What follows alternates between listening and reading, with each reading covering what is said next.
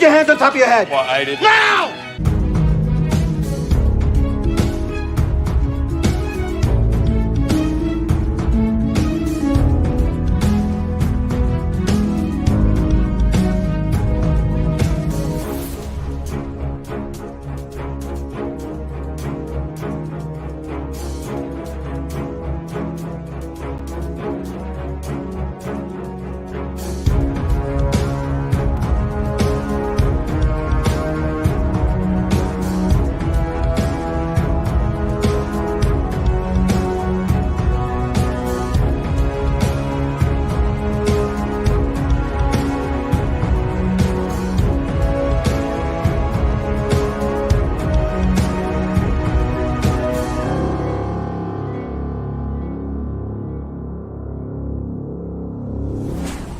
And I'll bet your mother had a loud bark.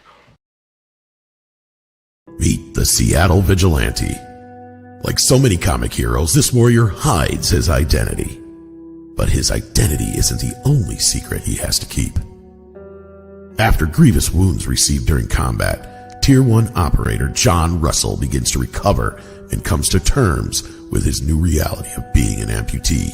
And as he learns how to use his new prosthetic limb, he finds himself caught up in the bureaucratic red tape that too many wounded veterans experience, the exhausting medboard process. Out of sheer frustration, John takes it out on the criminal scum of the city. But when reality kicks in, John realizes he started something that's having an impact on the greater world around him, and thus has to reevaluate his motives.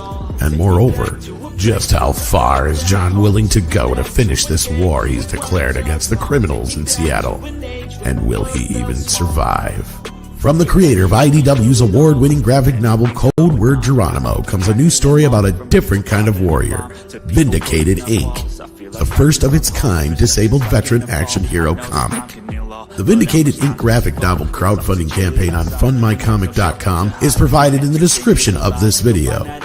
We hope you become a contributor. Please share this link. Thank you. Good morning. This is Morning Coffee with the Chief. I'm your host, Patrick Jordan, here on Pop Culture Minefield on YouTube. You can also catch us on Rumble. We broadcast live on both YouTube and Rumble, the Pop Culture Minefield platforms, Morning Coffee with the Chief.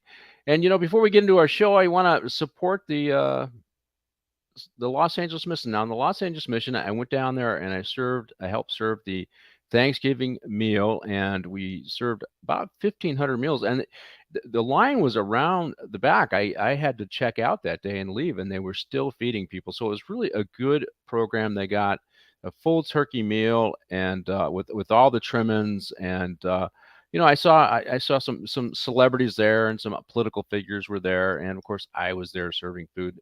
For those of you who have supported the LA Mission based upon my request, thank you so much.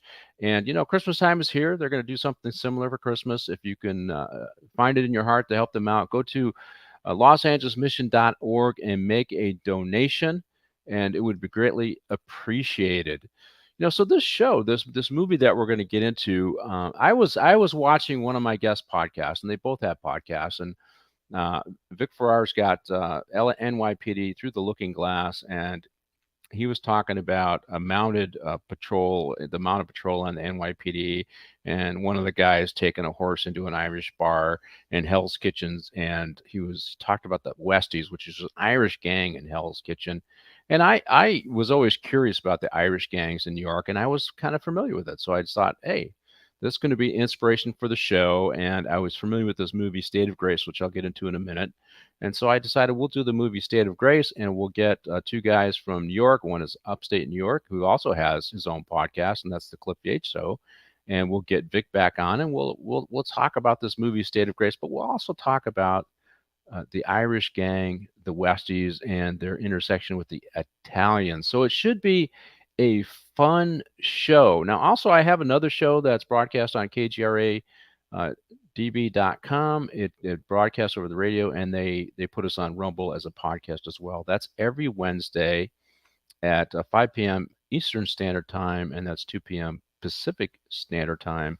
And tomorrow's show will be about the border and Mexican drug cartels and everything related to that stuff. So got a couple experts coming on. So it should be fun. And so I'm enjoying that show because I talk just politics, public policy, and what's in the news. And I did a takedown of George Gascon last week, which was a lot of fun. He's the Soros-funded DA in LA.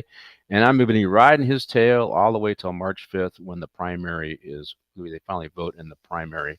Anyway, so let me introduce the movie that I want to do. We're going to do State of Grace. So it's a film that was released in 1990. It's an American neo-noir crime thriller directed by Phil Jonou. I think that's Joan O-U. So, and then it stars Sean Penn, Ed Harris, and a really excellent job in acting, Gary Oldman. Now, I've seen him in a lot of movies, and I enjoy him as an actor, and he did a fantastic job of the angry, addicted Irishman who's really mad at the Italians invading his neighborhood. But I think of all the actors in the movie, he did the best job. But let's bring on our guest. We'll start out with retired Sergeant Cliff Yates of the Los Angeles County Sheriff's Department. And Cliff is from New York, and he worked a few years in upstate New York at a sheriff's department up there. He is I guess a retired stand-up comic in addition to being a retired police officer. But he's written a book and he's got his own show called The Cliff Yates Show, where he talks a little bit about self-help, and he's diving a little bit into the politics because he just can't stay out of it. Cliff, how you doing today? I'm doing so good. I'm happy that you invited me to be on to review this movie. I didn't know and remember I had so many connections to this movie during the time it was released, and also some of the history back to upstate New York that is going to link back to what actually happened during the movie. And so I'll get into that later, but I think me and Vic and you are going to have to fight over time because, and even you can see over my right shoulder, you can see a bottle of Bushmills Irish whiskey there we go. that I bought a week and a half ago before you asked me to come on. And I started drinking this in 1991 after a group of my buddies and I started watching that movie. And so we'll get into that later, but I'm happy you're having me on. I have a lot of interesting things to say about this movie. And thanks again. Well, my whiskey of choice is Jameson's, and I actually visited their factory when I was in Ireland. And so I'm going to tell you, if you haven't been to Ireland, go, right? That's and what all the audience, there's a bar. Of course, in Ireland, there's a bar. It's called Sean's Bar. It's about halfway between Galway and Dublin, and it opened up in 900 A.D. Okay, you could do the math, 900 A.D., and I found out about that bar as we were visiting Ireland. Of course, I had to stop. Now I was driving, so I can only have a cup of coffee, and it's Sean, S-E-A-N, Sean's Bar, and they say it's the oldest continuing operating bar in Europe, but it's certainly the oldest in Ireland, and it's a really interesting place. So you got to stop by if you go to Ireland. And the Irish part of, I'm a mutt, but the Irish part is the dominant part, and it was what we celebrated growing up, and went to the Gaelic League and started drinking beer at 15. All that stuff is it was okay if you're. It's a rite of passage if you're Irish, right? Well, let's bring our next guest on. He's retired NYPD detective Vic Ferrari. And I got the inspiration from the show, Vic, because I started watching your podcast occasionally. And you were talking about some Irish cop who would go to an Irish pub with his horse and go into the bar with his horse. And everybody loved the horse, and the horse died in the back and they had to get the horse out. And you mentioned something about the Westies during that presentation. I go, oh, he knows the Westies. I know the Westies. I got to have him on, and we'll do this movie State of Grace. So welcome to the show, and confirm that you did tell a story about a dead horse in an Irish bar, right? Well, first of all, I want to thank you and Cliff for having me on the show. And yes, in my book, my new book, NYPD Laughing in the Line of Duty, there's a story about a cop in the 1970s, mounted cop that would bring his horse into a bar, and they had a beer garden out back. And one day when he was cocktailing during his liquid lunch, the horse drops dead. And now they've got to figure out how to get the horse out. And all I'm going to say is there was a tow truck involved. But yeah, growing up in New York City, if you read the newspapers when I was a child, the Westies were a big gang in Manhattan, and they were involved and then they got co-opted by the Italians, and like the movie kind of parallels the relationship with the Irish gangs and the Italians. Yeah, and so I do enjoy your podcast. So if you guys are interested in getting an entertaining podcast, certainly NYPD Through the Looking Glass. Now, before we get into to talking about the Westies and the movie itself, you recently completed a book. Do you have a copy of that book you can show I up and talk do. about? It's NYPD Laughing in the Line of Duty, and you got a picture of a supervisor screaming at some poor cop working a parade with nothing going on with a bullhorn. And there's a chapter in there called Never Trust an Idiot with a Bullhorn. And it's just behind the scenes look of the funnier things that go on in the New York City Police Department. I think Cliff and I could probably write a book about the risque things that we saw while working the city of West Hollywood, because it's sex, drugs, and rock and roll, and it's pretty much anything goes in that city. I mean, there's stories I won't tell in this podcast because they're so X-rated, but it's and I'm sure that was your experience also in New York with the situations that people get themselves into and that you have to show up to resolve are pretty fun. They probably were a lot of material for you, Cliff, as you did your stand-up. Yeah.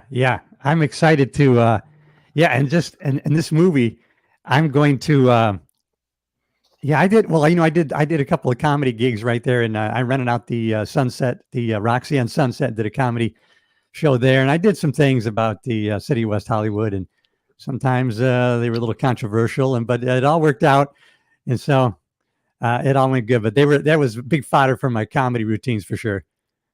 Okay, so hey, let's do a little discussion on the Westies, then we'll get into the movies. Vic, do you want to frame who the Westies are? Yeah, it started off as like a loose knit Irish gang in the Hell's Kitchen section of Manhattan, kind of south of 42nd Street, or the Deuce as they call it. It's on the west side of Manhattan, and it goes back decades, but into the late 50s, early 60s, it was run by a guy by the name of Mickey Spillane. Yeah, not the writer, and he had these guys, and they would lend out money. They would shake down businesses for protection money. If you were a burglar or you had some kind of scam going, you had to kick up, because if you didn't, they would land on you. And then what wound up happening is this guy, Mickey Spillane, got handsy with Jimmy Coonan's father when Jimmy Coonan was a kid, and he never forgot it.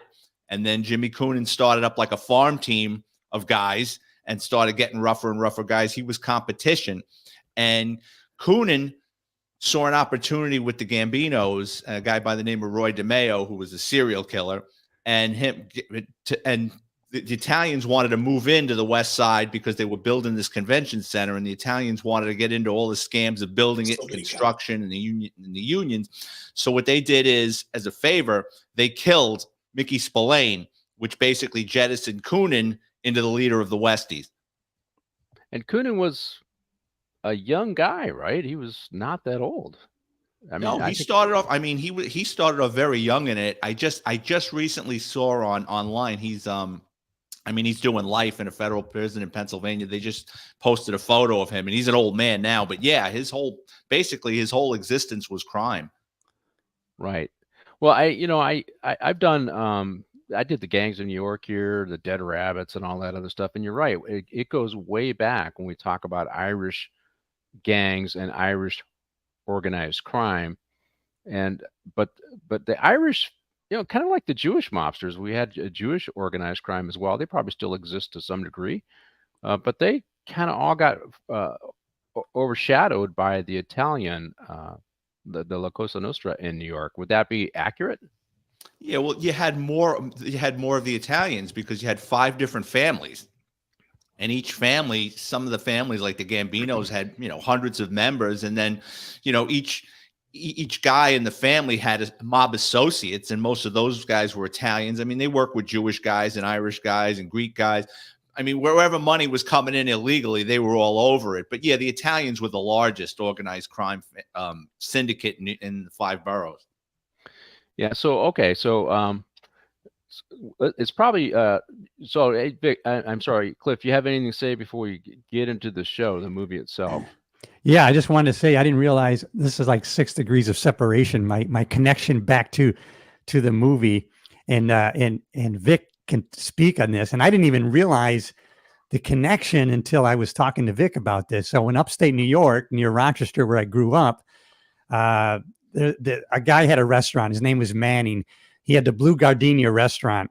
As a matter of fact, in the late 60s, one of his restaurants, Lee Trevino won the U.S. Open at Oak Hill, and he brought a bunch of people in there, and he started getting fame with this restaurant. Well, the mobsters started going into this restaurant, and he took a lot of heat over that, and he had to testify, hey, I don't know who comes into my place. We serve great food. But in 1981, and here's the connection, in 1981, these two New York factions, these two mob factions in Rochester, they hired a hitman out of New York, John Joseph Mad Dog Sullivan. It's going to have a connection to the Westies that Vic will talk about. And he pulls a hit in the parking lot of the Blue Gardenia, and he pulls out, and the guy I met at a street survival seminar, Mike D. Giovanni, he's in the Arundecoy police car as the guy pulls out. And so he puts the lights on him, and Mad Dog jumps out and starts laying shotgun rounds into the front windshield of my buddy's police car, and he leans over and survives. And they eventually catch Mad Dog in a hotel in upstate New York. And it just, there's a whole connection. So my other buddy ended up guarding him because he ended up testifying. And there's a whole history behind Mad Dog, whose father was an NYPD detective, and he was the only one to ever escape from Attica State Prison. But anyways, on that one day when he pulled out, my mom and dad were driving down Empire Boulevard. They saw the car pull out. They saw the red lights go on, and my mom and dad drove on by. And then later they heard about the shooting. Anyways, I have a little connection to the movie through John Mad Dog Sullivan, who I was fascinated by.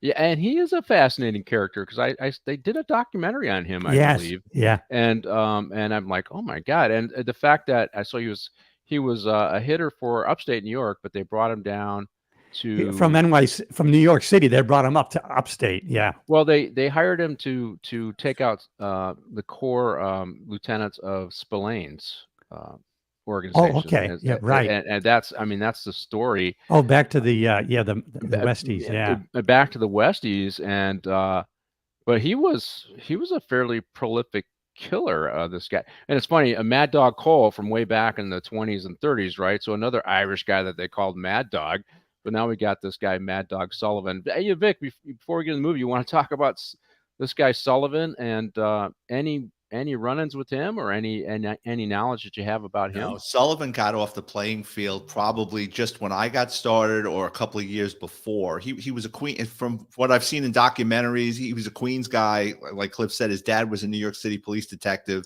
Father died young, and he had a rough upbringing.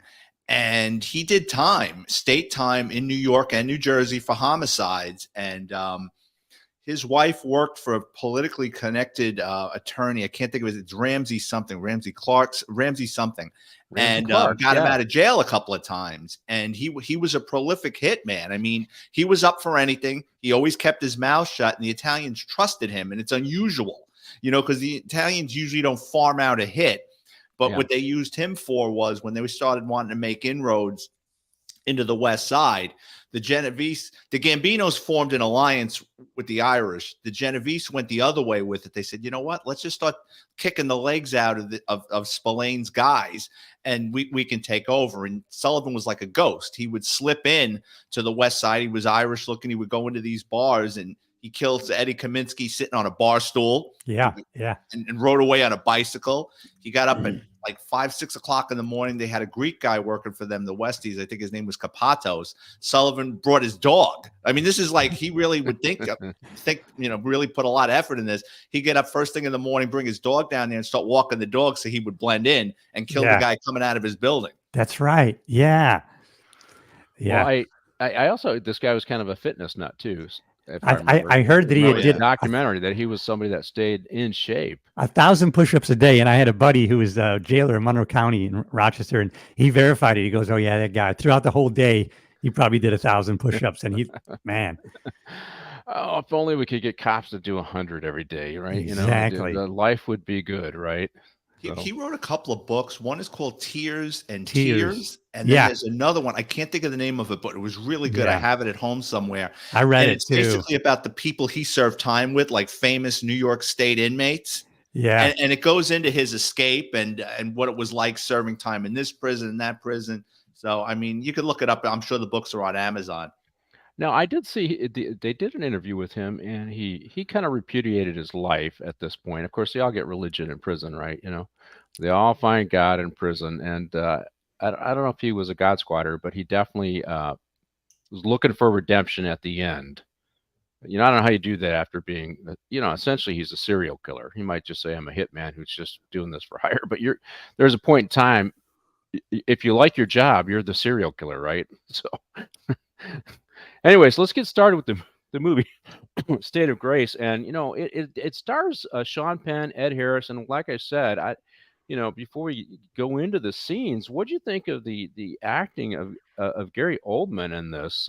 Cliff, you were hung around Hollywood. What'd you think? This was a fantastic job by him as the out of control Irish drinker muscle. Yeah, I thought he did a great job, and of course, the accuracy of the character, probably Vic will know better than I. But I loved all these actors in there: Burgess Meredith and Ed Harris and Robin Wright and Sean Penn actually started dating on this movie, and later, of course, married and then were estranged. But I didn't hardly even Robin Wright Penn looked so young. I hardly recognized her in this movie. Yeah, it looks like he doesn't shave yet in the movie here. I'll admit I'm not a huge fan of Sean Penn, just his attitude and his politics. But I've seen Gary Oldman in other films. Like he actually played a black guy in the movie True Romance. I don't know if you've seen that. I didn't see that. Wow. The crack dealer in there, and he did a fantastic job in that movie too. So what'd you think of his acting there, Vic, or anybody's the acting of all these main characters in the show? Gary Oldman's a chameleon. You'll watch a movie and you'll go, wait, he was in that? And then you got to go back. Like in JFK, he played Lee Harvey Oswald. I mean, and then they made those scenes in black and white. It looked like Lee Harvey Oswald. He's just one of those guys that he's got it. He puts the effort into it. And the funny thing about State of Grace is, and there's two actors that you'll see in a lot of Sean Penn movies. One is the guy that plays Ed Harris is number two. The guy's name is R.D. Cole. He's got very piercing eyes. He's recently died. Sean Penn somehow befriended this guy and put him in all his movies. So whenever you see a Sean Penn movie, you'll see that guy R.D. Cole. Actually, State of Grace is on State of Grace. What was the movie with them? At Close Range, which is about the Johnston gang that was basically killing their own. It was a burglary gang that went off and started killing everybody when they convened a grand jury. And then the Italian guy that plays Borelli is this guy by the name of Joe Vitarelli, who played Jelly in Analyze This, Analyze That. He was friends with Sean Penn's father, who was a playwright by the name of Leo Penn. And, Leo Penn never really made it like Sean and his son. But what happened was when Penn started getting into movies and stuff, he said, oh, he'd be my father's friend. And I think Vitarelli was like working in Vegas somewhere, and he reached out to him and he goes, what are you, crazy? He goes, all the things I've done in my life, he goes, you're going to put me on screen, you're going to wind up putting me in jail. And he goes, oh, come on, that stuff's all in the past. And that's how that guy started showing up in mob movies and stuff. And you've seen him, and I'm glad you brought up Penn's brother, because I liked Chris Penn in a lot of movies too. So did I. He was in Footloose, which is kind of a fun teen movie, but he was in a lot of great movies. I think I did it. Was he? No, he wasn't in LA Confidential. Was he in Mulholland Falls? But yes, I recall him. He was in a lot of different movies. I liked him. He was a character actor. He played in a lot of gangster movies as well. But and I think he had some addiction issues, and that's probably what killed him. Of course, he was overweight as well. But I liked him as an actor. I think I liked him better than I liked his brother. But so and the first scene here, we can go ahead and start the movie State of Grace. The first scene, it's guns, cokes, and a ripoff. And this is at first they don't really clarify that this is setting the stage for for Sean Penn and giving him the street credibility that he's really a gangster and he's a bad guy and he's going back. And you learn, which I think is incredulous. There's no way I think that any reputable law enforcement agency would do this, but you guys can certainly weigh in, that Sean is actually from the neighborhood. He left the neighborhood, ends up going and living part of his life and becomes a cop in Boston, but they bring him to New York to work this Irish gang that are all his old friends, which I think, okay, it's obviously it's Hollywood, But that's not realistic that you'd bring somebody who's from the neighborhood and has split loyalties to work undercover. Now, it's not unusual to bring people back who know the neighborhood and work it, because we saw that in Boston with the Winter Hill gang. That's the Whitey Bulger's gang.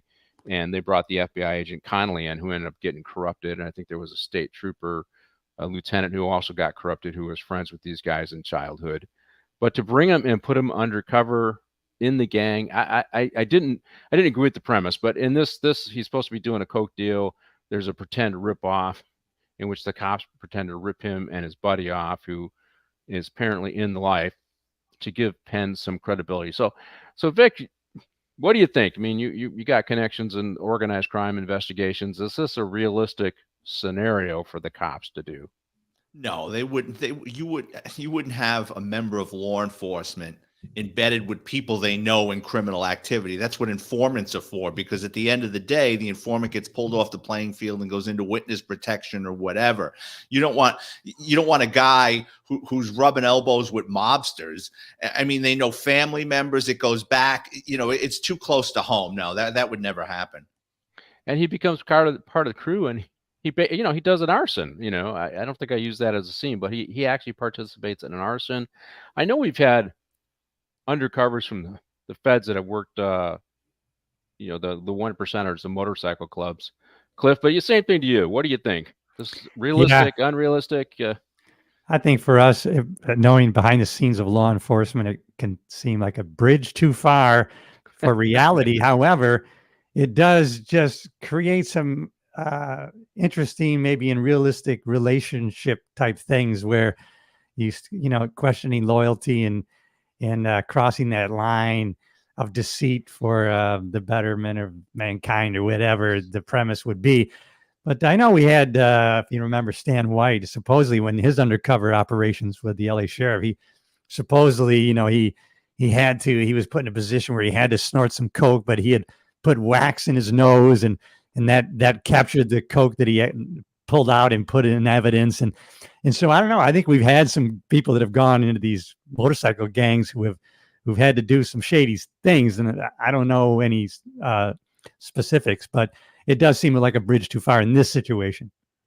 Well, yeah, because I mean, the other part is these are your old friends that you grew up with, so those loyalties, as we see in the movie, kind of come back.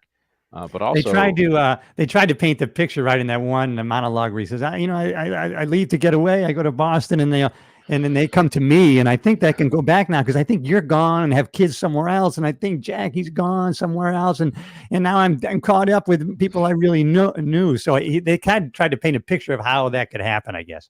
Yeah, it's funny. It's kind of like the whole Corleone thing, Michael Corleone. I'm trying to get out, and they keep pulling me back in. So here this guy is pulled back into the gangster lifestyle and becomes part of the crew, which was their plan, which is, to me, that's crazy. I will say, I had an undercover specialist on a show when I did Training Day, and you'll know him. It's Tony Shapiro. And he talked about doing a buy, and they wanted him to take a hit of heroin, and they had a loaded syringe ready to go, and he had to fight his way out because he wasn't going to do that. And it wasn't a pretty scene, but yeah, so this is, and here it is. It's not like you're a stranger going to buy dope like that was for him.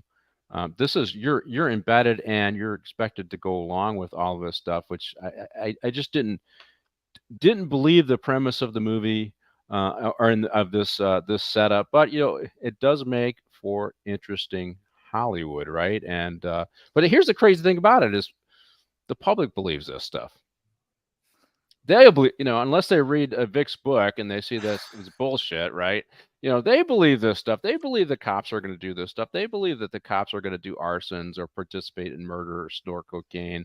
And then that's the misperception of Hollywood and the public's belief on what cops can and can't do and what they're willing to do to catch their guy. What do you think, Vic? Yeah, and what they fail to realize or show is, so you're an undercover and you're involved like a long-term case. And if you're, like you said, doing drugs or burning, setting buildings on fire, at some point when the case comes down, you're going to be required to testify against these people. Now, a defense attorney is going to have a field day with that because you're a willing participant. You're committing all these crimes, sometimes violent or drugs. why would the jury take anything you say seriously? So that's where the problem is. The movie probably would have been more accurate if Penn was a dirtbag and got grabbed, and then they flipped him, and then they embedded him with the Westies, as opposed to him being a Boston cop and then bringing him to New York and embedding him that way. It just, I mean, it's a great movie, but that for us, that know how law enforcement works, it doesn't add up.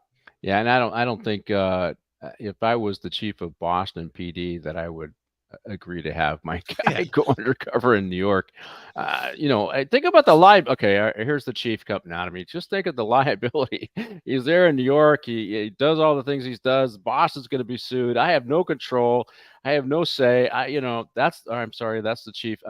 I apologize, guys. That's the chief coming out of me, looking at the whole liabilities and the risk management of that. This craziness. Okay, let's go on to the next scene, and it's the neighborhood, and it's Hell's Kitchen. And Vic, I wanted to hit you up on this, so let's go ahead and play it. So, just kind of lay out Hell's Kitchen. What does it look like in the 70s and 80s when this is going on? What's going on? Do we have a huge concentration of Irish still in the area and Irish businesses? Just lay out the terrain. Yeah, in the 70s and 80s, sure, it was 6-story tenements, a lot of them run down, a lot of small local businesses, a lot of bars, a lot of little stores where you could run. And, in New York, you got these little newspaper shops or cigar shops where you run in, you grab the paper. They've got a counter there. You can get a ham and egg and roll. It was a gritty neighborhood. It got gentrified over the years, and now it's filled with hipsters and yuppies. But back then, you had families that went back generations, and everybody knew everybody. And that's why people were reluctant to cooperate with the police, because everybody knew everybody. And so, you're an Irish cop too, and you know that. I mean, we saw this with the movie The Departed. We saw this with other movies where the Italian police, they may not have been corrupted, but they're also, they're a little more sensitive to how far they'll go in investigating their community. And you got a little of that with the Irish coppers, right? The NYPD with the folks in Hell's Kitchen. Would that be an accurate? No, what covers that neighborhood? So the NYPD, there's 77 police stations or precincts throughout the 5 boroughs. And in that area, you've got 2 really large precincts. One is Manhattan North and one is Manhattan South. And I think the South covers that area. Those cops, I mean, it's a Hollywood precinct. You've got so much going on. There's tourism. It's not what you would think is. I know what you're saying, like that the cops wouldn't investigate. Those cops are more they're well fed. You know what I mean? A lot of them, they have second careers coming to them after they retire because they're rubbing elbows with power brokers. You get cops and sergeants that become director of security of corporations because they work in these neighborhoods. You've got all these different film studios down there and stuff. They're more I wouldn't call blind to what's going on down there, but they've got their own agenda. Let's just put it that way. I know what you're saying as far as like the beat cop doesn't really want to get too far involved, but like those cops are well taken care of. It's a tough place to get into, and nobody wants to get thrown out of. Oh, I got it. So they want to stay on that tightrope to keep everybody happy. It's interesting you call it the Hollywood precinct. So that's not just because the studio's there, because it's just a high profile place to work. And there are benefits to working there during and after you leave. Is that what you're saying? Oh yeah, absolutely. Manhattan North, Manhattan South, and those 2 precincts that I mentioned are in the heart of Midtown Manhattan. Each precinct's got 400 or 500 cops in it. I mean, they're big. I mean, you have foot posts all over the place. You have scooter guys. You got guys that were going after the peddlers, the guys that are selling crap in the street. I mean, it's a busy. They're 2 busy houses, but it's not. It's totally different than if you go a couple of precincts up or south. Let me ask Vic. Let me ask you, because I had never gone into New York for so many years, and then finally 10 years ago, we stumbled walking into Hell's Kitchen. Like you said, it looked like these are a bunch of yuppie restaurants. Everybody's sitting out on the sidewalk and drinking and eating. But anyways, I think if I remember, what is the area? It was like 9th Avenue going west. Like it's south of. There's a lot of debate on what exactly is Hell's Kitchen, but it's the west side of Manhattan from the 40s maybe the high 50s, the 40. I would say south of 42nd Street on the west side from. Right. Yeah. Because you go like 7th, 8th Broadway, then 9th. I think then you start getting into it. 9th, Yeah, 10th. yeah, and it encompasses also the theater district. Oh, okay. I didn't know that. Okay. Oh, like over there where like off Broadway shows are. They have a couple Huh? theater houses over there. Yeah. And I just wasn't sure what the area, if it was like a distinct, area. I just remember we kind of walked. Oh, this is Hell's Kitchen, or there was a lot of signage that indicated you were there. But like you were saying, now it's like all these yuppies and these, these restaurants and cafes and people eating on the sidewalk. Yeah, how are they going to shake down a Starbucks? Yeah, right. Yeah, I know. Yeah. Yeah. Well, yeah, right. Hey, so thank you to all the folks that are watching us here. We got some active chats going on, and we do appreciate it. I got a couple of great guests here. Fazio, both thank New you. Yorkers, one upstate New York, and one is Yay. NYPD, Cliff and Vic. So, hey, Cliff, Irish influence in upstate. Just no? Yes, Listen, no? I can't tell you how, where I work was so rural. I mean, in Rochester, we had the, two Italian mafia factions that were battling in the 80s. But, and so you go 30 miles south where I was, or 20 miles in rural, Geneseo, New York, there just we didn't have anything like that. There was no gangs or mafia or anything. Although I actually stopped a guy. I chased him into his yard, and I arrested him for drunk driving. And then really, we kind of tussled a little bit. And we went to a jury trial, and my buddy was telling me, that guy, his dad's a big mobster in Chicago. His name was Dominic Chirico Jr. And he turned out, Dominic Chirico, I don't know if you know the name, but he was a big time mobster, I think, in Chicago. But other than that, I never came across any of this.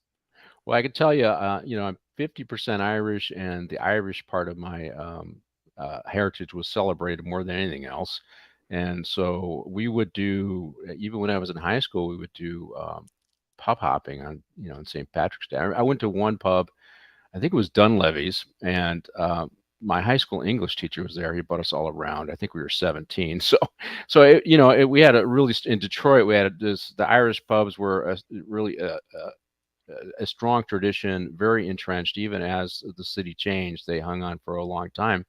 But that was a rite of passage, going to get a beer at the Irish pub, even when you're underage. And in fact, when I think I got married the first time, that's where we went and had some shots before I made that fateful decision. But that was a big part of my growing up. In fact, I would go to the Gaelic League, and my grandfather, I'm underage, would bring me a beer, and that's just the rite of passage of being Irish. And I went back. Let's see. I guess my granddaughter was 6 months. I took him back, and I took my daughter back, and we're driving to downtown Detroit to do the St. Patrick's Day parade. And if you haven't been to Baltimore or Detroit or some of those other cities, it's like whole sections of the cities are bombed out. They're just destroyed, right? And we're driving down the freeway, and my daughter's looking around going, "Dad, what is this?" I go, "Well, that's just the way Detroit is." And, the old Corktown is where they had the Irish parade, and that had been revitalized. And there were a lot of yuppies living down there. And that was actually pretty nice where we had the parade. But so this whole Irish thing was really big in my life growing up. Now, there was a scene in here, and we finished the scene, but there was a scene in here where he's meeting with his old friend. It's Gary Oldman's character. I think it's Jackie. And Jackie goes to the freezer, and he takes out some hands. And he says, "Oh, we'll use the hands to kind of throw off the cops with the fingerprints and all that other stuff." He kind of explains it a little bit. But what hit me about that scene is that obviously this happened before The Departed, but remember The Departed scene? Yeah. Where Leonardo DiCaprio is talking to Costello, who is Jack Nicholson's character, and Jack, he's got a hand in his hand. And he's just talking to him like it's about business. And, this guy, right. Oh, look, he's got a ring on his finger. Somebody liked him. Jesus Christ, I can't believe that. Yeah. And he's talking about this hand. And the same thing happens in this show. And I'm thinking, God, these writers, they see these different things, and they just they got a copycat. I saw that it was a copycat, or at least a, how do you do that when you flattery as copying somebody is a great part of flattery. So what'd you think of the hand part of that scene? One, Vic, have you ever heard of anything like that beyond the movies? And and if you are a movie aficionado, did you see the connection between Departed and that particular scene? Oh, it was definitely a ripoff. But the Westies did chop people up. And Coonan, from a couple of books that I read, Coonan did keep hands in a freezer, but it wasn't to throw off the cops with fingerprints. He did it to scare the shit out of people. Yeah. So that was just an intimidation thing with him. It's, you want to wind up like this guy. So yeah, but you're right. Yeah, they ripped them off from State of Grace and into The Departed. And well, but now I find out it's actually a true story that he did keep hands to intimidate people, which is also why Costello did it in the movie The Departed. So, Cliff, what'd you think of that scene? And I mean, if I'm undercover and I see that, I'm going, oh, okay, I'm going back to Boston. I'm out of here. So, yeah, I just couldn't. I couldn't. Man, I would never be able to resolve myself to work undercover. I never understood how anybody could do that, but in any form, I wouldn't want it. I never wanted any part of that.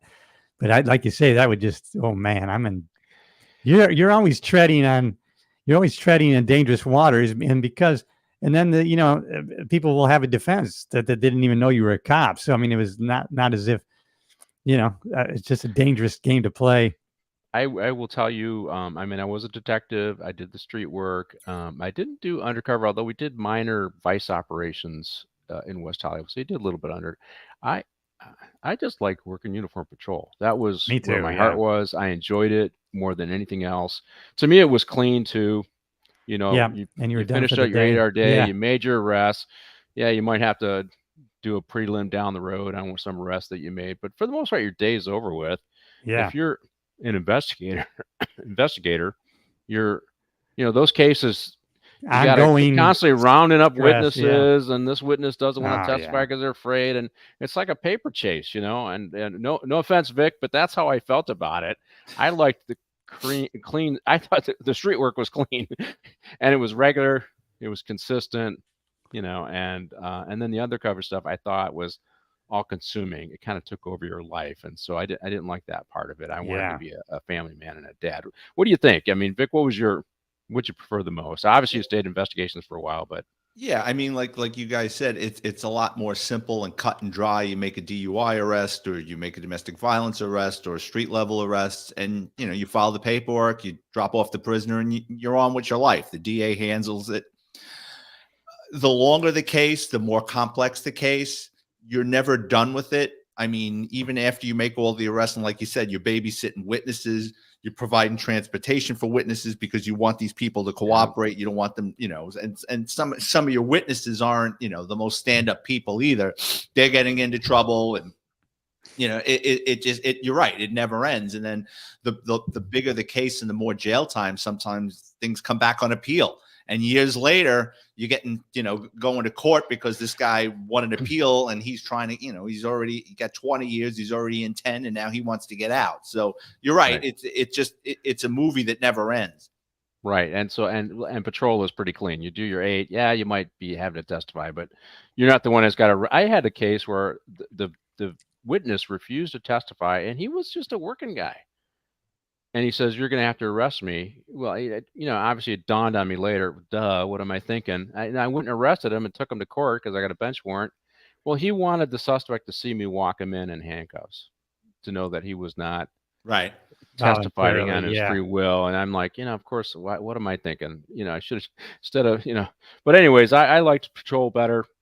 The whole hand things was pretty interesting to me, but undercover wasn't something, and narcotics weren't places that I wanted to work. Let's go on the next scene is called "The Crew is Back Together," and they end up doing an arson. He ends up doing an arson with Jackie here, but he's meeting somebody. Here's I think Stevie, who ends up getting murdered, but he's reconnecting with all of his neighborhood friends. Now this would be hard for me because if I leave and I go on the straight and narrow, all my buddies, or most of them, they either followed me, and they did law enforcement as well. One was a firefighter, one was a teacher, one's an accountant, and it's Detroit, so 2 are engineers, right? So they followed the right path. A couple of my friends went down the wrong path, and they paid for it. Both of them are dead now because they went down that wrong path. But it would be hard to go back if all my buddies were on the fringe living this life, I would have a hard time with that. I would feel like I'm a duck out of water, and I just can't go backwards into this. But now he's compelled to do this.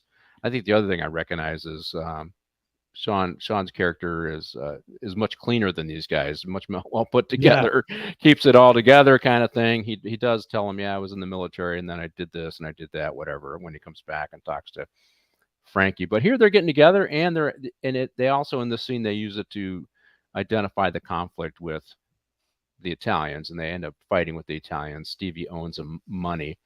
And I guess I should ask this question. This intersection between the Italians and the Irish, Vic, how did they resolve these disputes? Was it always violence when they had if one didn't work with the other one, they resort to violence? Or did they, in the movie they have sit downs, but was it that cooperative, or was there always this level of tension and conflict between the two? I mean, sometimes it would get violent, but for the most part, they worked together. You know, it was did someone get out of line? And if so, you know, the Italian guy would reach out to somebody in that neighborhood and say, who is this guy? Like, you know, and it's, he's so-and-so's brother, and maybe we can work this out. And the funny thing is that fight they're having, that's Johnny Roast Beef from Goodfellas, one of the Italian guys. Oh, really? Wow. That gets into a fight with John C. Reilly, the beefier Italian guy. But they would work things out. But did they have skirmishes? Yeah, absolutely. But at the end of the day, the whole thing was to make money. You know, fighting and beating the shit out of each other and shooting each other. Did it happen? Yeah, but that's bad for business. It brings cops. Yeah. It brings more violence. At the end of the day, these guys just want to make money. Money, yeah. Well, and this is, I think, part of the scene. Obviously, they're laying down the frustration with the encroachment of the Italians to the Irish. And that gets laid out in the scene. I mean, they're harassing Stevie over a debt that he owes. And, you know, Jackie takes offense to how the Italians are handling his friend. And he starts it out, and of course, our main character, Sean Penn, has to jump in and help his friend because he's part of the crew now, right? And I don't think these guys would take a beating laying down. They would want some payback beyond just a few dollars. And what'd you think of the scene, Cliff? Yeah, you're right. But you know, they must have. They probably figured if Stevie's dealing with these goons that they're probably loan sharking, and they probably know maybe they have knowledge that these guys aren't made guys, or maybe they're lower level guys, and maybe that's why they felt confident to do that. Maybe Vic can speak to that. And also, and Vic, and I'll ask you, so these ships are all over on the Hudson, right on the west side. So did the Hell's Kitchen go all the way to the river? Yeah, and that's the Intrepid. That's a ship that's been there. Oh, okay. I wondered if it was. Okay. Decades, and it just sits along the Hudson, and across the Hudson is New Jersey. If you put your hand, if you know a guy is a made guy, and this goes for being, if you're in the mafia or even if you're a civilian, if you know somebody from the neighborhood is a made guy, you can't put your hands on them. If you put your hands on a made guy, forget it. You're dead. They're going to That's kill what I'm you. thinking. They probably knew this, although maybe the people making the movie didn't want to care about being that accurate. But yeah, they wouldn't. Or maybe they know these guys were just local goons or something. I don't know. Well, I think Jackie probably wouldn't have cared who they were, because as far as he's concerned, they're encroaching in his area. Yeah, you're right. We're a powerful Irish gang. You need to respect us. Yeah. So if you want something from him, you come to talk to us. You don't jack him up. I guess that's, I see this as Jackie saw them as being more powerful than they actually were. This kind of dovetails in what's going on with the Westies. The Westies are kind of the Irish gangs are in New York are losing power. The Italians are gaining power, and they're just treating with some level of respect, just because, as you say, Vic, it's bad for business to fight, right? But the Italians clearly take over, both in the movie, as we'll see, but also with the Westies, real life, right? Well, it wasn't Vic. I'll ask you. Didn't the Javits thing and Coonan or Spillane? And I think there was only 40 or 50 of these guys, but they were successful during the early war they had with the Italians, right? Well, no, it really wasn't a war, and there wasn't 40 or 50 Westies. It was just a handful of them. It was probably under 12 or 15. That. But it's a bunker mentality in those neighborhoods. No one talks to the police. No one cooperates. If you go into a bar, you're looked at. You get the look. You get the hairy eyeball because you're an outsider. That's why they were so comfortable in doing what they were moving. They moved at night, right? Yeah. They didn't really go to war with the Italians. What happened was they're building the Javits Center, or there's talk about it. Yeah. And now the Italians are like, oh, this is going to be a moneymaker. We're going to control the unions. We're going to overcharge for the concrete and the rebar. So the Gambinos eventually worked a deal with the Irish. What the Lucchese's did was through Fat Tony Salerno up on Pleasant Avenue, and he was a proxy for the Chin, the guy in the bathrobe. They contracted. They said, well, let's get Mad Dog Sullivan up there, and let's start taking out all what's his name, Spillane's main guys, so then he can't go to war with us. It's the same thing what happened when John Gotti went in. The Chin did the same thing. He blew up Frank DeCicco in a car to make it look like it was the Sicilians that did it. He took out Bobby Borriello. He took out Eddie Lino. So the Chin would do that. He would start knocking away your main hitters, so you wouldn't know where it was coming from, because he did it on the sneak. That's one. So you're like, what, now you're putting in inquiries to different families. What happened? And then you're losing your power. Okay, so now, all right, Vic, now you got to explain who the Chin is. Who is he in charge of, and who is he? This is the bathrobe guy. I know who you're talking about, but I think our audience needs to hear this. Yeah, Chin Gigante ran, they call it the West Side, or the Genovese crime family, from the Triangle Social Club in Lower Manhattan. But he was so smart, he pretended that he had dementia for decades, and he would walk around in a bathrobe and mumble, and he really didn't talk to many people. And in his family, if you said his name and it got caught on an FBI wire, you were dead.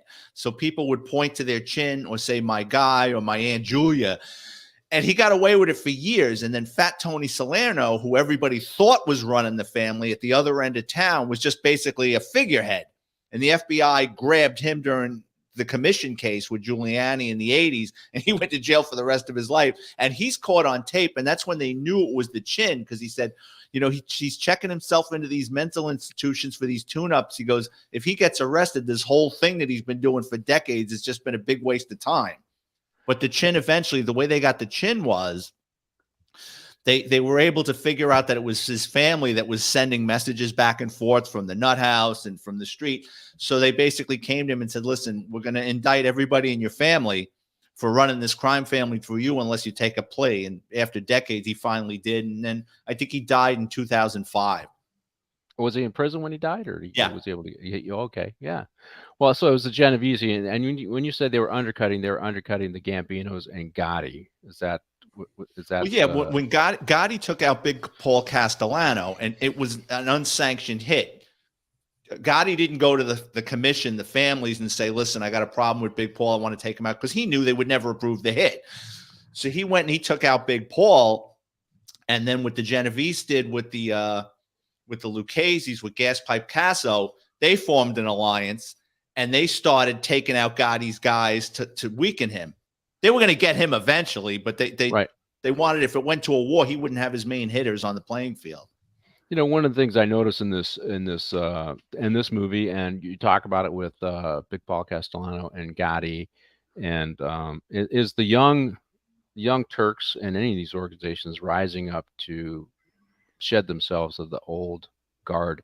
I mean, if you think about it from Spillane, in my reading on the Westies, he moved to New Jersey or something like that. So he wasn't even in the neighborhood anymore when they finally started taking him out. Same thing with, I think, Paul Castellano, who wasn't. So the street guys were there working, and these bosses were in the suburbs, I guess. And so that it builds resentment, and the old guys, the old young Turks take out the old guys, right? That seems to be a pattern. Yeah, Spillane moved to Queens, which pissed off the Westies because he's not in the neighborhood anymore. But after Coonan did the same thing. Yeah. Coonan and his wife, I think, they were in, I think it was Keyport or somewhere out in North Jersey. So these guys do the same thing. Gotti didn't. I mean, Gotti stayed in Howard Beach for the rest of his existence until he went away. But you're right, yeah, and it does breed resentment because he's better than us now. He's not one of us anymore. And yeah, Big Paul had that big house built out in Toad Hill in Staten Island to look like the White House. Beautiful home. And then, it builds resentment. Like, he's not here with us. I got to go out to, I got to drive out to Staten Island, go across the Verrazano Bridge to see this guy. You know what I mean? Like, it just breeds resentment.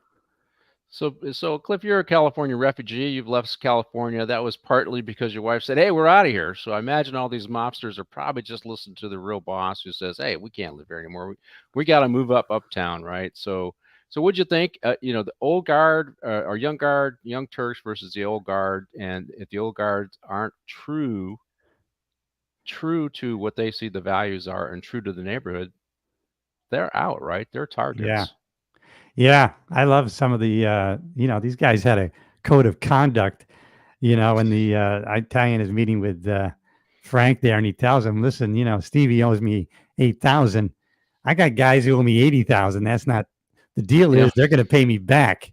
You know what I mean? And just, so you got to take care of this because we deal in a code here and you're not in it.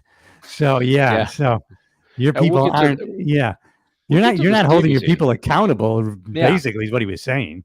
Well, and that part, and we'll get to that scene. And the interesting thing about it is it shows that they are subservient to the Italians at this point. This is probably the point where Coonan made his deal with DeMeo and at the Gambino family, I think, is what we're talking about here. And so in real life, they became subservient, and certainly you see it in the movie. But I had a scene called Extortion and Rafferty, and this is the one where he walks in. This is Frankie now comes back to the neighbor, and he walks in the Irish pub, and he tells this Irish bar owner, "You're buying all this." I think it was Bushmills. I can't remember what was the. Is that right there? That's it right here. Bushmills Irish whiskey. You So will you're pay buying all $500. this Irish whiskey, and you're going to pay this amount, and he doesn't need it, right?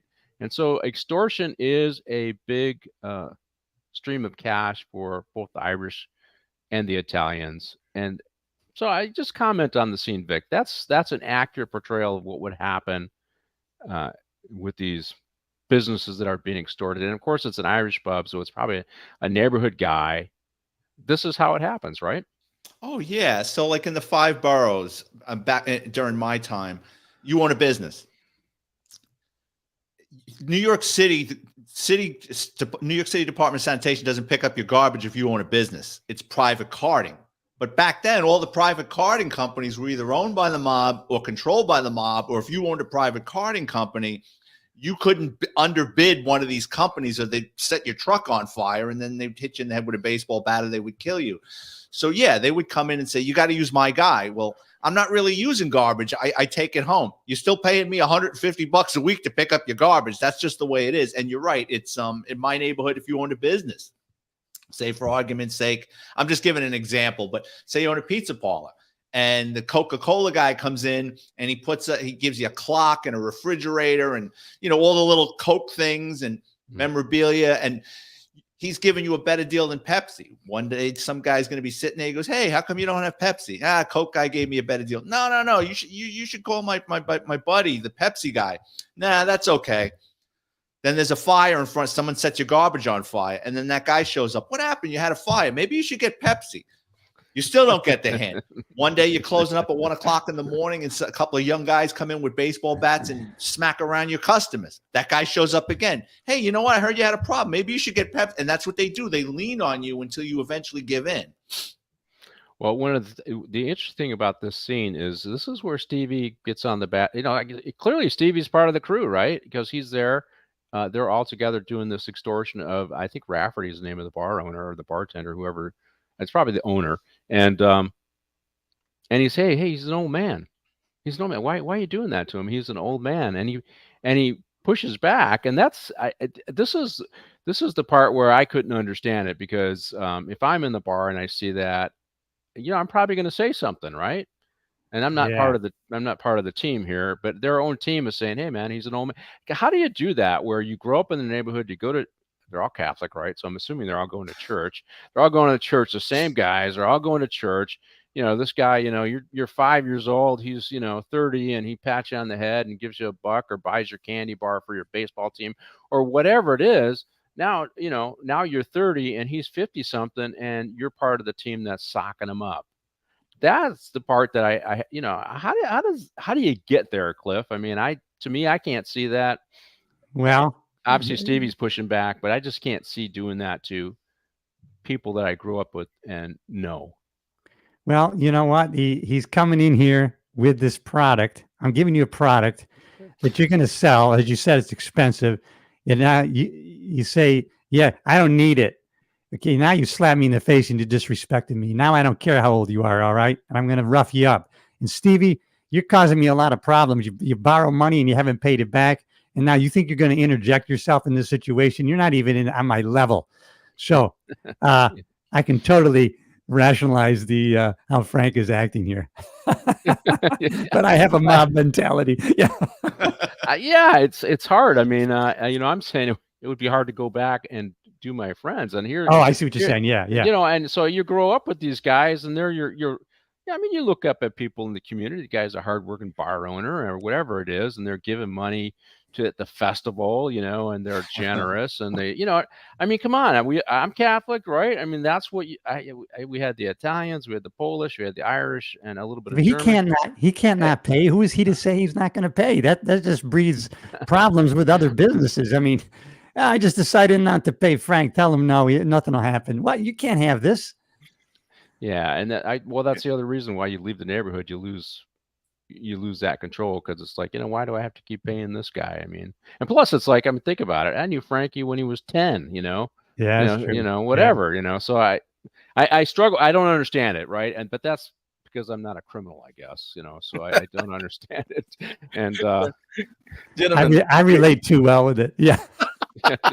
It's time for the show. All right, let's get our commercial there, Martine. All right. Meet the Seattle Vigilante. Like so many comic heroes, this warrior hides his identity. But his identity isn't the only secret he has to keep.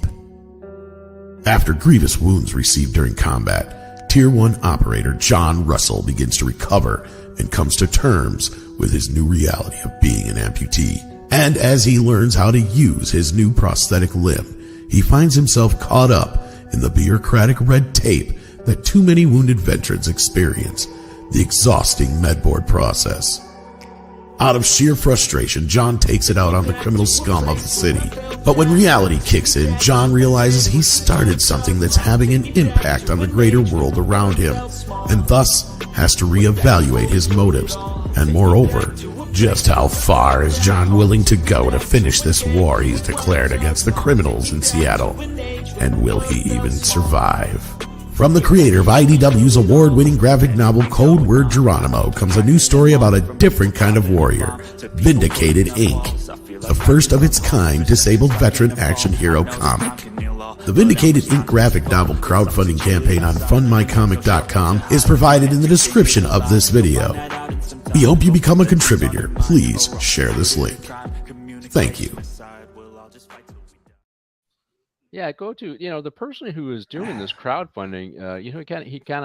He owns the channel that I do the podcasting on. So if you have a few extra bucks and you want to help him out, make a donation to his crowdfunding effort for this comic book. And it's interesting. He does Military Monday. So if you're a military movie aficionado, you can tune in every Monday and watch his show at 8 a.m. Hey, I'm going to have to, I got to give a disclaimer. I was thinking during the break right here, we didn't have any of this in upstate New York, and where I worked in the rural areas. But then I was thinking, so there was a bar in that little Geneseo, New York town that had like 7,000 or 8,000 head of college. But there was a bar there called the Vital Spot. And so all the cops, we all drank there. And it was owned by a guy named Joe Vitale. And then Joe Vitale had a construction company. And then once a year, his big palatial cottage on Canisius Lake, he provided us, the sheriff's department. We could go there and use his boats and drink. Now I'm thinking, I'm sure there was some connection I had no idea about, right? So I'm sure Joe Vitale, bar owner, construction, provides all this to the department. So I imagine there was probably more going on than I knew about. Well, I mean, we had a little bit on the Sunset Strip. I was a night detective for a while, and they briefed me up on what they thought was some of the organized crime in the area of West Hollywood, and they said, just go in there and just monitor what's going on. And if you see anything, let us know, right? And one of the, they talked about the Rainbow Room, actually Mario was the owner. He was a made guy. Yeah, right. And and I don't know, Vic, so you could pull up at the back of the Rainbow Road, and they put a tablecloth on the hood of your car because we couldn't take a break and just go eat in a restaurant, right? That's the LA County Sheriff's Department. And then they'd bring out your food and serve you right there at the hood of your radio car. It was a great way to live, man. I loved it. It was definitely different, but we had a place that opened called, I don't know if you remember this, Cliff, because it didn't last long, Fleetwood's. And yeah, Fleetwood's, yeah. I was told, hey, that place is connected. Now, it had terrible parking, and we got a lot of noise complaints, so it didn't last. And suddenly, it was broken into, and the insurance money had to pay for the $500,000 sound system that disappeared. And they said that place was connected, right? Now, Fleetwood's did eventually open up over in Maui, and it got burned out. Yes. In the big fires there in Lahaina, I think. So we did have a little bit of connection, and I was briefed by organized crime and stuff that was going on. And Gotti's daughter started hanging around Sunset. Yeah, I was working patrol, and or maybe it was the night detective. I can't remember. So the night detective gig, Vic, was I handled any juveniles that came in at night, and we had a lot of clubs. So if we had an assault on clubs, I caught those as a handle because I could get out there and do the quick interviews and nail it down who was involved, and I could follow up with bouncers or barbacks or whatever was going on to get the witness statements. And then I just leave the case, and a day shift detective would file the case for me, so I could put it up together. And then if somebody needed a nighttime service on a warrant, they just gave it to me, and I would go serve the warrants with a partner. I had a different partner every night. I had a reserve partner every night, so I was the only regular, and it was a fun gig. I enjoyed it, but they'd asked me to monitor the neighborhood because there was stuff going on with the organized crime. But I wouldn't say it was as deep as New York. Okay, so the next scene we want to get into is Stevie. This is Frankie doing the legwork for the Italians, and he ends up killing one of their own. And I personally think, he's killing one of their own for a debt to the Italians. It's disrespectful. And I think Frankie's already mad at Stevie. You got to play the scene, Martine, the Stevie scene, and so they end up doing the dirty work. They end up killing Stevie. It ends up being Frankie and Pat, the character actor that you guys talked about, Frankie and Pat, who actually kill him, and they cut his throat and they dump him in the river. And he doesn't realize till the very end that these guys are going to kill him, right? He does, because you don't, and that's how the mob does it. You don't see it. It's going to be a friend. What they said in Goodfellas says it'll be, hey, how you doing? And it'll be somebody that you know and somebody that you like that is going to do the murder. But we did have a lot of violence between obviously the Irish for control and of who's going to be in charge and who's going to get the money. And that's what we saw with the real life Westies. Yeah, go ahead, Cliff. Oh, no, I'm waving to somebody. But, I was going to ask Vic, related to to what you were talking about in a roundabout way.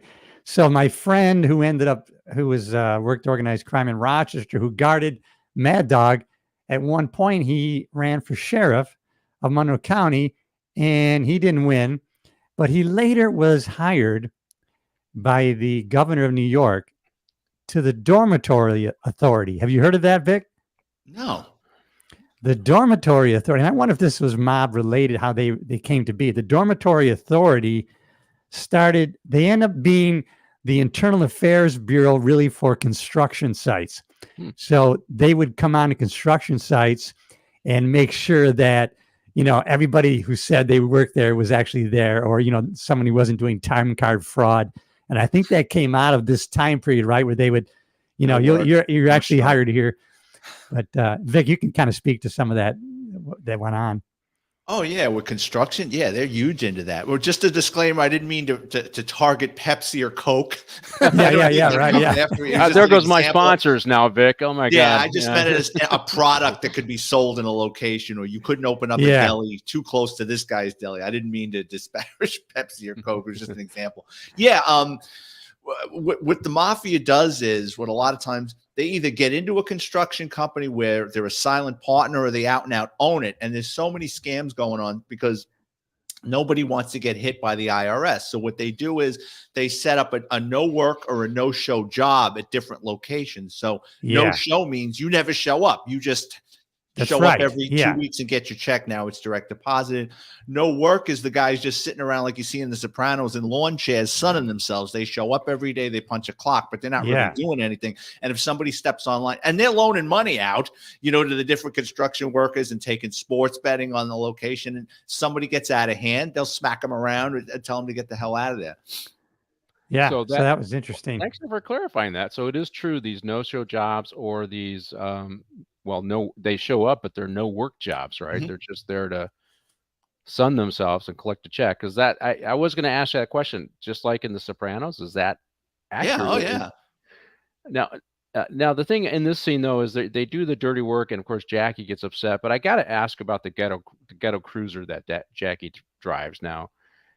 That's the kind of car I had when I got my first car. It was green. It was ugly. You use spray paint to cover over some of the rust. Use Bondo and all of this. So now it ran well. And I'm thinking, as I keep looking at this car, it reminded me of my first car. But it also, I'm thinking, hey, Jackie's not doing so hot here if this is what he's driving. And obviously he's doing work in it. But that's typical back east, Midwest. Your first car. I'm surprised Jackie didn't graduate. What'd you think of the ghetto cruiser is what I called it? Vic, what'd you think? Yeah, Jackie wasn't big on aesthetics. No, Yeah, no. we call it in New York, your ghetto cruiser. Yeah. It's something you can leave out in the street. You don't care if it gets dented. You don't care, like in that time period, you find a homeless guy sleeping on the hood of it. It's just a beater you get around. It's very low key. Now, a lot of mob guys would drive, I mean, not that bad, but would drive cars that you would never in a million years think that a millionaire mobster is driving, because they want to stay, beneath the radar. Yeah. Well, it's in Detroit. We use salt during the wintertime, Oh, yeah. so it just rusted out the cars. Is that the Oh, same in New yeah. York? Do you guys use Same. salt both upstate and in the Yeah. city? Salt just would rot these cars. They would just rot until they eventually came up with the undercoating. Right in the 80s or whatever. Yeah. Yeah. 70s maybe it was then, but before that, man, your cars would. Right, they had cars you would put away for the winter, right? Because you didn't want to get salt on them.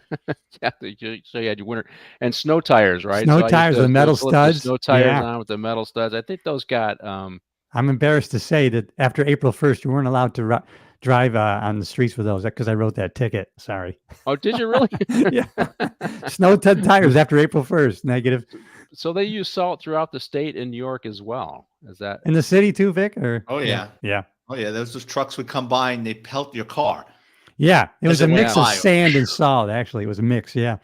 Well, I just thought the ghetto cruiser, I go, okay, I got to ask them about the ghetto cruiser. But, it brings up another issue that happens in the city every now and Vic. And it's so curious because Buffalo got hammered this past winter, right, with a bunch of snow. Yeah. And that's the politics of moving the snow and getting the snow out of the way. I mean, that's a big deal for mayors and politicians. You have to clear the streets. And I asked this question before, and I can't remember the answer. What does New York City do with all the snow that it plows? Where does it put it? Where do they do? Goes into the river. It goes into Perfect. Yeah. That's convenient. Yeah. goes into the Hudson or the Long Island Sound. Never thought about that. That's great. That's easy. No, but that is an important issue. You have to be a mayor who gets the streets cleaned, right? So commerce can keep going. Oh, people have lost elections over that. And I'll give New York City credit. I mean, depends on who the mayor was. Giuliani was really good with that. As far as the storm was coming, he would have those sanitation workers on standby, ready to go. And I mean, we had a couple of big snowstorms while he was mayor, and he did a great job with that. And that's a big part of it. You can be political all you want, but you have to be a competent executive and get stuff done. Yeah. Otherwise, you're heading out of office. And speaking of that, if we got anybody who's in LA, we have this incompetent DA. March 5th is primary day. If you're not registered, get registered and vote that Soros-funded DA out of office. You can go back and listen to my show on Briefing with the Chief that I do 5 o'clock Eastern Standard Time. On KGRA, it's broadcast on Rumble, and I took him down last week. I got a few more shows lined up before March 5th to keep taking him down. And I will say what I do on Twitter at Alias D Jordan is I demand an answer from all the local politicians if they're going to support the re-election of the Soros-funded DA. And I'm getting all these leftists coming after me, telling me to go away and shut up and all that other stuff. But, I'm going to make all these local politicians, I'm going to just, what do they call it? You're trolling. I'm trolling the local politicians and demanding an answer from them if they're going to support this Soros. You're urinating into the wind. Well, you know what though? Just get out of that state and come to America. Yeah, come to the States, man.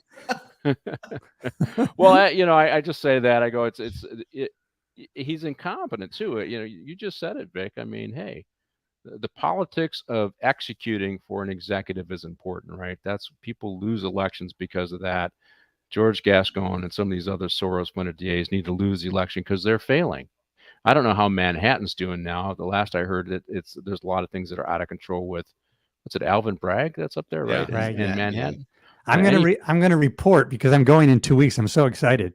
I want to see what it looks like, because last year when I went, I was concerned, and it was the cleanest I've ever seen it in 25 years. So I think they just took that area and pushed everything out. So I'm going to be interested to see how it is right now. I'm going out. What is it for Christmas? Yeah, well, I couldn't get in. Everybody's going to New York now, so I couldn't get it. I can't go till January 3rd, so I'll be there from the 3rd to the 8th.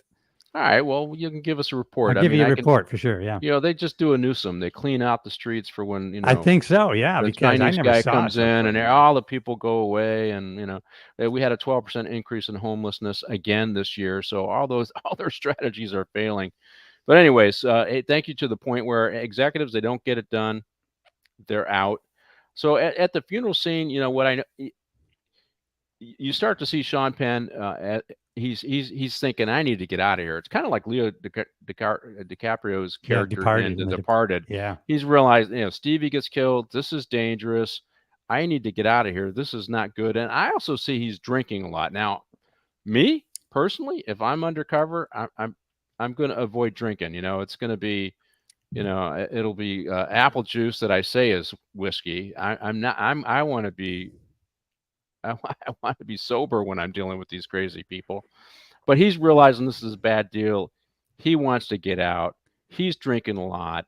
Now, you guys have known guys have undercover work is a tough gig, and it does play on you emotionally, and it creates anxiety, and it could cause guys to turn to drink, hopefully not on duty, but he's doing it on duty. And there's a great deal of anxiety with being undercover, particularly deep undercover. Vic, do you want to explore that subject at all?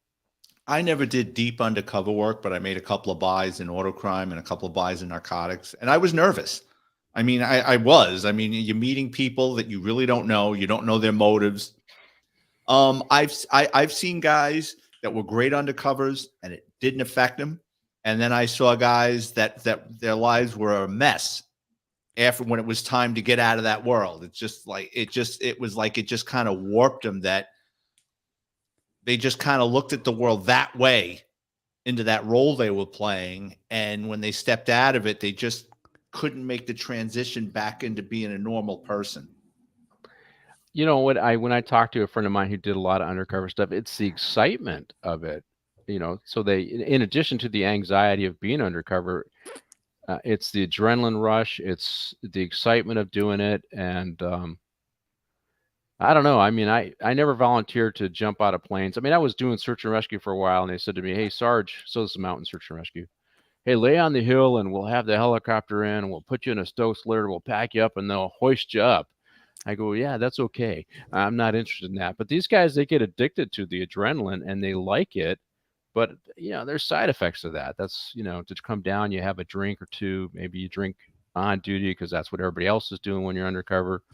So I got the risk management chief coming out of me. I'm going to want to get him out of that mess as much. But he realizes he's in a tough situation, Cliff, and he wants out. And this is kind of like the movie The Departed as well. Yeah. It's getting ugly. It's getting risky. I need to get out. We had an operation, and I remember the name of it. You probably knew it. It wasn't out of West Hollywood, but these guys had set up a shop, basically. They had a storefront. And people were just bringing, like the people that were fencing things, they were bringing stolen. "Hey, I got a stolen car. I got a car." And so they had a lot full of stolen cars, and they're doing these, the cameras set up. But they're interacting with these guys, at night. They go to their houses, they were drinking. And then, there was talk, if somebody's passed around a doobie or whatever, that they would, they had to partake in this because it would have stood out. So I don't know. I think things go on, but it's a dangerous tightrope. I wouldn't want any part of it. Let me go 10-8 in uniform. My day's over at the end of my shift. Well, I know when I talked to one undercover guy who did a lot of undercover work, it was the excitement that kept bringing him back. That's what he liked, and he would brought in as a specialist, so he wasn't even the guy making the case, right? Yeah, you're here, go here and make the buy, and maybe he'll write a supplemental report on what he did, but it's somebody else's case, and they're dropping him in there. And as he got older and more experienced, he was a little more guarded on what cases he was going to drop into, because sometimes the person handling the case didn't recognize the risk like the undercover did once they have a lot of experience, right? So, but it is that adrenaline rush. That's the fun part of it. But Sean Penn says, "Hey, get me out of here." Kind of like the movie Departed. He's realizing how bad this is. But with Stevie's death, Jackie kind of goes off the rails, right? He disappears for a while, and he's in and there's a scene where he talks about he's hiding in the church. I labeled it the neighborhood is disappearing. So he's bemoaning the fact that the neighborhood he grew up with, the neighborhood that probably existed for the last 100 years of these Irish, multi-generational Irish families in the neighborhood, it's changing now. It's gentrifying, and the Italians are encroaching, and the Irish mob doesn't have the same level of control and power. So, Vic, can speak to that. I mean, we already touched upon it, but speak to that change, that gentrification in that area, and that process. Did you see that process as you were working, or was that already kind of done when you got there? It was a lot of neighborhoods in New York that went through the gentrification. I remember as a young man, just starting out in law enforcement. I remember my father one day showed me the newspaper, and he said, "You can buy a brownstone in Harlem for $10,000. And I said, "So?" I said, "It's all burnt out buildings in that neighborhood." He goes, "You should buy one and just sit on it." And I'm like, "Dad, come on, what are you, crazy?" Can you imagine? And here we are towards the end of my career in like 2005, 2006, up in Harlem and Red Hook, Brooklyn, and different neighborhoods. The yuppies just start moving in, and they take a chance, and they start coming in, and then they start fixing up these places, and no one else would do it. And it happened, like you said, in the Hell's Kitchen area, and it happened in a lot of neighborhoods in New York City. Yeah, I was in New York, and I was touring the Red Hook Justice Center. They got right, and I was sitting on some panel, and Marilyn Mosby was on the panel, and the DA from DC was on the panel, and I was brought in because they were talking all the, we need to do this, all the social justice stuff, and I get a kick from the people who brought me there. Hey, speak up, man. Tell them what the truth is, because I would work with these social justice warrior types, and I would tell them, hey, that's ideologically driven. That doesn't make for good policy, because good policy is driven on evidence-based solutions in which you're measuring those solutions. And I'm not hearing from you anything like that, because that's the kind of guy I am. And so they kept bringing me back to New York, and they said, hey, visit our center up at Red Hook, right? And I didn't know anything about Red Hook, and I read up on it a little bit. Oh, this used to be a dicey place. So I take a cab up there, right? And they drop me off, and I'm a little early because I don't like being late. I'm in a suit up there, and I'm getting eyed by the neighborhood up there. And it reminds me of, some of the neighborhoods in Detroit, right? The grass is a little overgrown in the park, and people are eyeing me like, who is this guy in a suit? What is he doing here? And I'm thinking, and I didn't take my gun with me on this trip, right? I was still working, and I'm thinking, this is going to get ugly. But no, they were people who ended up working there. I go in there, and they said, "Oh, hey, how you doing?" And they were eyeing me because it was they were unusual seeing the white guy there in a suit that early in the morning. So that's why I was getting the stink eye, because I was the guy who was out of out of the ordinary there. But it was interesting. So I read up on Red Hook, and Red Hook was not a fun place during the crack epidemic. and they gentrified it, and a lot of people bought condos there. And the guy that I was meeting there, he worked for the Center for Court Innovations. I don't know if you're familiar with them, Vic. And he said, "Yeah, I wish I'd have bought 20 years ago because now I can't afford to buy there." Exactly like you're talking about. Oh yeah, they Right. converted warehouses and turned them into lofts. I mean, business, Yeah. old abandoned warehouses that sat idle for decades. All right, so you got to tell people. Now, I think I know the story, but you got to tell the people how Red Hook got its name. I don't know. I'm a Okay. Bronx guy. So the shape of Red Hook kind of hooks into, I forget what river's there, and it looks kind of like a hook. So they call it Red Hook. That's what I read up on. I'll have to reread that, but and it was industrial, and it was kind of wharfs and things like that, I think, is what I remember reading up on. Yeah, it feeds off the East River. Yeah, and I think I want to talk a little bit about gentrification, then we'll get back to our story. Because this is one of those political things I think that we need to deal with as we lowered crime, and you certainly saw this in New York. I mean, as we lowered crime, what happened? Investment moved in, hope moved in, jobs moved in, property values went up, and as crime goes up now, what's happening? Investment is moving out. And the Manhattan Institute, who's up there in New York, wrote regularly about this, and I certainly saw it in my career as we lowered crime in South LA. It used to be South Central LA. They changed the name, but businesses rolled in, Cliff, right? I mean, we used to, there never used to be a Starbucks near Linwood, and then when I was working there in the late 90s, they opened a freaking Starbucks. I was so happy because I was addicted at the time. I And wish they people kicked got me jobs out. there. They kicked me out before that. So when you lower crime, investment rolls in, right? That's We the had part of a, the story that is not being told today. We had in the LA Sheriff's Department, someone was applying to be a reserve deputy sheriff, and he owns a couple of restaurants and a couple of clubs around LA and Beverly Hills. And I said, hey, they let it be known to me and my buddies, when you go to New York, this guy, he says, hey, stop in at his place. He owns a couple clubs. And I'll relate to Vic with this. And so we go to this area called the Meatpacking District, right? Yeah. And they have all these warehouses, like you said. They're bottle clubs, man. They got all these music DJs, and you got to wait in line. Are you on the list? We had to be on the list. Oh, you're on the list, Mr. Yates. Come right in. And so it was just like you said. You drive into this neighborhood, and it's like this.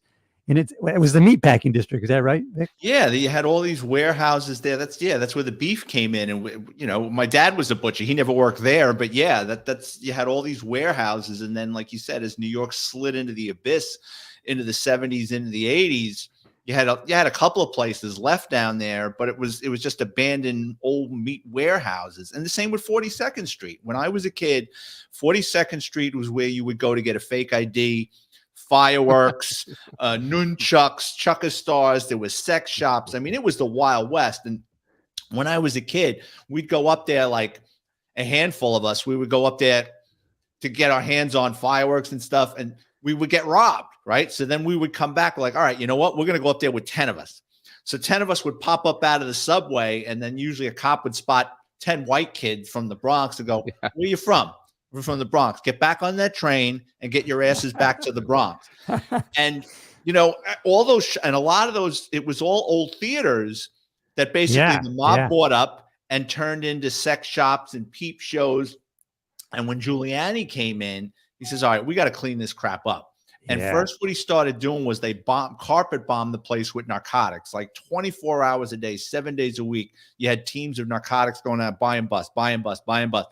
And that slowly but surely started getting all the street people out of there. Then what they did was, if you owned a business and you were doing something illegal there and you got arrested for selling drugs out of there or paraphernalia or whatever, the city started this thing called the nuisance abatement program, where I forget the parameters of it, but if you had 2 felonies committed inside your business or 3 felonies committed in your business within a year, the city could put a lien on it. So it basically forced the landlord's hands to kicking out a lot of the scumbags who were running like dirtbag shops there. And then what happened? Corporate America came in and started buying up these businesses. And that's, all the flagship stores of the Fortune 500 companies settled on 42nd Street. Okay, so we got LDG. Let's see, free the net. Yeah, Martine, you want to explain that post because I don't really know what that means. So, Oh, gifted, you as a member gifted, of the audience, you can give Gift the uh, membership. Yeah. membership from the channel to other Okay, all people, right, and okay. it's done randomly. Well, That's very nice, LDG, for doing thank you. that. You're a philanthropist. Yeah, And thank you we so thank you much. for that. Yes. And you did it on our show here, Morning Coffee with the Chief, with Vic and Cliff. So thank you so much. And let's go ahead and bring up the Burgess Meredith scene, but I want to finish off that thought, and you guys can weigh it in. So when we were working in those areas that were depressed and had a lot of crime, Grandma who bought her house in 1965 or 1970, she hung on through the crack war. She hung on through all the tough war on crime. She bought her place for $10,000 or $20,000. And we cleaned it up, and by 2014 Grandma's place is worth 400,000, and she wants to pass it on to her family. And then these leftist liberal politicians come in and say, oh no, that's all bad, we were real bad, we need to do something. Grandma, who's a person of color, suddenly her property value starts going down because crime is going up. She used to be able to walk to the grocery store, which was put in about 15 years ago, but now they closed up. And now Grandma's got to catch the subway, which she doesn't want to because she feels fear on, to go to the grocery store that's 25 blocks away because she's in a food desert. Those are the results of the foolish policies that we're talking about today. That's the failure that the news media is not talking about. I know I'm going on a rant, but that's the bullshit that nobody is talking about. Vic, you want to weigh in? Do you feel that same way? Oh yeah, absolutely. And what happens is these businesses run out, and then, like you said, you get older people or people with handicapped issues. They can't get around, and the corner grocery is gone because they can't stay in business anymore because shoplifters are robbing them blind, or drug dealers are hanging out in front and harassing customers, and nobody wants to go into the place. So you're right; it becomes a barren wasteland. Yeah, and so let's roll a clip with Burgess Meredith, but I'll give you a chance to reinforce that comment there. Cliff, of course, if you're a leftist and you have a different point of view, go ahead. No, okay. No, hey, I want to bring some up, Vic. I love this. There was a recent news. Speaking to what you were saying, there was a recent news. They did a news thing, and it was the Bodega Association who basically was saying, "Hey, everybody, we're armed. So if you're thinking about coming into one of these places, think twice." Right, Vic? Did you see that? No, I didn't. But yeah, what it is. It's after a while, people start banding together and like, I'm not putting up with this crap anymore. And they probably buy their food from the same wholesalers and stuff, and they talk. It happened with the gypsy cabs. I mean, the gypsy cabs up in New York, they banded together because they were getting robbed like crazy, like in the 90s. So yeah, I could see that happening. Did you? And who's still active up there is Curtis Sliwa, man. He's on the news. He's getting arrested, right? Because they were putting all these people. They were putting people out of these retirement homes, and they were putting in the illegals in there. And man, Curtis was out there just, man, take me away because I'm standing up for this, man. Yeah, it's the when you lower crime, green rolls in. That's the most important color, is green, and that helps everybody who's there. I like that. And Grandma's house goes up in value, and that's multi-generational wealth. Everything that they talk about, we should have. They're sabotaging with their foolish policies. Now, I put Burgess Meredith's scene in here, and they haven't played it yet. Maybe we're having some technical difficulties, but one of the reasons why he did it. He does a cameo here, and he's the one that spills the bean that it's Frankie and Pat who killed Stevie to Sean Penn's character. But I put it in here because I like Burgess Meredith. I thought he was a great actor, and it was a great cameo. Yeah. I have a great Burgess Meredith story. Oh, give us the Burgess Meredith story. My mother's father, my grandfather, he was an Italian immigrant. He was a bartender in Midtown. Before that, he ran a speakeasy, but that's another story. But he was a bartender who never drank. And Burgess Meredith used to come into his bar. He knew him. And Burgess Meredith was a younger actor at the time. And my grandfather, sometimes when the place was slow on his break, would go from behind the bar, grab a newspaper and start reading. Burgess Meredith would run behind the bar and 10 bar for my grandfather. Okay.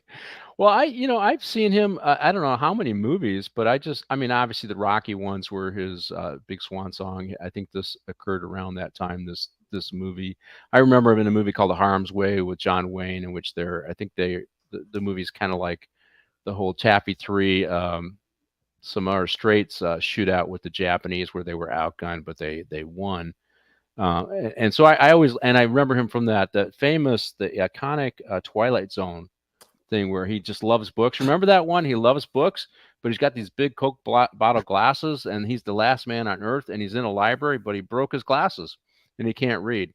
So, so he's a great actor, Cliff. Right? I mean, you're the Yeah. Hollywood guy. He's a great actor. I'm glad that he's a he was great in the actor. show, and this was Yeah. a great cameo for Yeah. him, huh? That was great.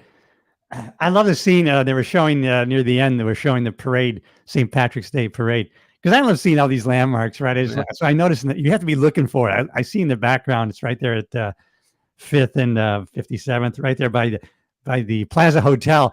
That was FAO. It was FAO Schwartz there for many years in the 90s, right? And then it became the Apple Store. I think it's still the Apple Store, that big white building. Vic, did you see that? Oh yeah, when I was a kid, my mother used to take us every Christmas holiday. We would go to FAO Schwartz. We Yeah. couldn't afford anything in there, but it was nice to see. Like, it was amazing. It was like 30-foot 5 giraffes. floors. Yeah. Well, I do like the scene because Burgess Meredith brings up, hey, you know me. Your dad would be embarrassed. That's the other part of this. Right. Yeah. These young guys now, collecting from the older guys, and obviously Burgess Meredith doesn't have any money, so and he said, your dad would be kind of ashamed. That's the other part of this. Yeah. How do you flip? You have to. I guess you have to be a sociopath to flip on your neighborhood, and now you're preying upon the people who were Yeah. the leaders in the neighborhood back in the day, and now you're preying upon them. That's why I just have a hard time with this. I could never be a criminal because I wouldn't want to do that, right? Right. But this is a great scene, and they do lay out that Frankie was the one who killed Stevie, and he doesn't want to believe it, but deep down, Sean Penn knows that's the truth. Yeah. He knows it's the truth, and it becomes the undoing of the crew, right? That when they start killing themselves, which is probably not unusual. I imagine when start getting suspicious, because even the guy Roy DeMeo, who was partnered with the Westies, ultimately he gets targeted by his own people. Is that correct? And killed because they're afraid of him, or he becomes kind of a loose cannon. Could you shed some light on that, Vic? Well, yeah. What happened with DeMeo was they were shipping cars. Him and his gang of guys were shipping cars to Kuwait, and that got exposed. And through the feds, they were able to establish that Roy DeMeo was kicking up to his capo, this guy Nino Gaggi, and then from Gaggi, the money was going to Big Paul Castellano. So he had a problem because his enterprise fed into an indictment on the boss of the Gambino crime family. In addition to that, he had so many bodies on him that they thought, and he was acting irrational. They said, you know what, maybe it's just better if he wasn't around anymore. But he was so dangerous and had so many bodies on him, the way they got him, and from watching mob podcasts and reading books, one of Gotti's lieutenants went to a couple of his hitters and said, listen, we'll give you a pass, because normally we would just take out that whole crew. We'll give you guys a pass, but you got to lure him in, and he's got to go. And they made it very public, because after they killed him, they left him in the trunk of his car with a chandelier over his body in a boat club parking lot. So he would be found to, because when a guy disappears, is he on the run, or did they make him vanish? They wanted him to be found to we're done with this guy. Oh, and they were sending a message too. When you go too far off the rails, we're going to take you out, right? So, but this whole intersection between the Irish and the Italian, it kind of comes to a head, right? Stevie gets killed. Obviously, Jackie, his friend, thinks it's the Italians. And the Italians know the truth. They know that, hey, they put pressure on Frankie to do it. Frankie did the dirty work. Nobody's talking about it. And Jackie happens to be in a bar. The Italians walk in. Of course, he's mad that the Italians are in this bar in his neighborhood. And, did you hear what they said when they walked in? I'll have the corned beef and cabbage, right? I'll have the corn, So they asked for the traditional Irish dish, right? Hey. These mobsters, they know what's good, right? Not that Not that the Irish are known for any really good food. I think corned beef is probably the best thing they're known for. But if you ever get a chance to go to Ireland and have an Irish breakfast, that's an interesting thing too, because it's it's good. They got a kind of a baked tomato there with a little cheese on it, and then they got the beans and they got the sausage. They got an egg. It's a different kind of. It's very much like the British breakfast too. I mean, the same thing. They certainly got the same thing in England, but he ultimately he loses it, right? Well, Jackie he kind of he loses it on one end because you're coming into my place here, number one, but number two, and you call me over to the table, but number two, he's like, what? Whenever am I going to get these guys in front of me where I can just blast them, And he's like, he can't walk away from this, you know? Yeah, and well, the other thing is, and I didn't bring it up, but it's Sean Penn gets involved in the love interest with the female actress here, Catherine. I forget her name now, but Robin Wright Penn. Oh, Robin Wright. Well, Catherine is her character name. That's right. Okay, yeah. And he tells her he's a cop. I know. Early on, and then she tells her shrink, and I'm thinking, I mean, this is like, I mean, even in The Departed, Leonardo is seeing a shrink, but he never really tells her he's a cop, right? I think she ultimately figures it out, but he's not sharing that information. And now suddenly Sean Penn realizes, oh my God, I'm in danger. You told your therapist. What? And so he realizes he's in a tough spot. Jackie ends up killing these guys, but also, I think Penn's allegiance to police versus crime is starting to sway here a little bit, right? I think he's losing his sense of perspective here. But Jackie murders these guys, and this would be a high-profile murder in New York. 3 mobsters killed in an Irish bar. It would get a lot of attention. So talk about the response to something like this in real life. What would NYPD and the feds do? Yeah, it would be okay. So he does it in broad daylight. It looks like in the afternoon. In a neighborhood like that, I'm sure the bartender would say, the bartender would not get involved. He would either clam up and say, I don't know, I was in the back and I heard shots. And so the bartender would not be cooperative. Anybody that was in that bar that was from that neighborhood would have been out of that bar. Gone. They're not hanging around. They're not giving their name to the police. So it just would have been the bartender with 3 bodies. They would have dusted the place for prints. They probably would have tried squeezing the bartender. They probably would have interviewed people from stores and businesses. But if they know what's going on, they're going to be very reluctant. And a homicide like that, you had a homicide like that in my neighborhood where a guy came into a bar and killed a guy in front of a bunch of people. And the thing didn't get, everybody knew who did it, but it didn't get solved for almost a decade because of everybody's reluctance to get involved. So usually how a case like that gets solved is somebody gets in trouble. Somebody turns. Somebody gets in trouble. So either the bartender gets busted 3 years from now from selling coke out of the bar and like, oh, you're looking at, some time, or he turns up on a wiretap, or somebody else in the neighborhood knows what's going on and is able. And if they go federal, as you guys know, federal, it's very loose and goosey. You don't need as much evidence. Hearsay can be introduced. So if it goes to a federal level, they've got more of a chance of getting a conviction on a homicide without an eyewitness, based on hearsay. Yeah, and you look at this and immediately people say, well, that's unrealistic. And actually, it's not, I mean, when we talk about the street gangs do this kind of stuff more readily, and they're willing to, I think that Nipsey Hussle guy got taken out when he was, right? I mean, the guy in LA, and so these guys they're willing to take people out, even name people out publicly. I guess you can go back to the whole Tupac Shakur thing, and then Biggie Smalls and that kind of stuff. So this stuff does happen. At initially I would say, oh, this is, and when I talked about your response, NYPD is not sitting on their hands. They're all over this, right? They want to solve it, not just because it's a big case, but 3 people murdered in broad daylight in their city. There's a pride there. They're going to be all over this. And I guess I was kind of getting at that a little bit. Yeah, but right. But if you don't have an eyewitness, and back then, so this movie was filmed in the early 90s, there wasn't video cameras all over the place. Like nowadays with plate readers and video he wouldn't have even made it home. Yeah. But back in those days, they know who did it. It's just, like I said, there was a guy in my neighborhood killed a guy in a bar, and everybody knew who did it.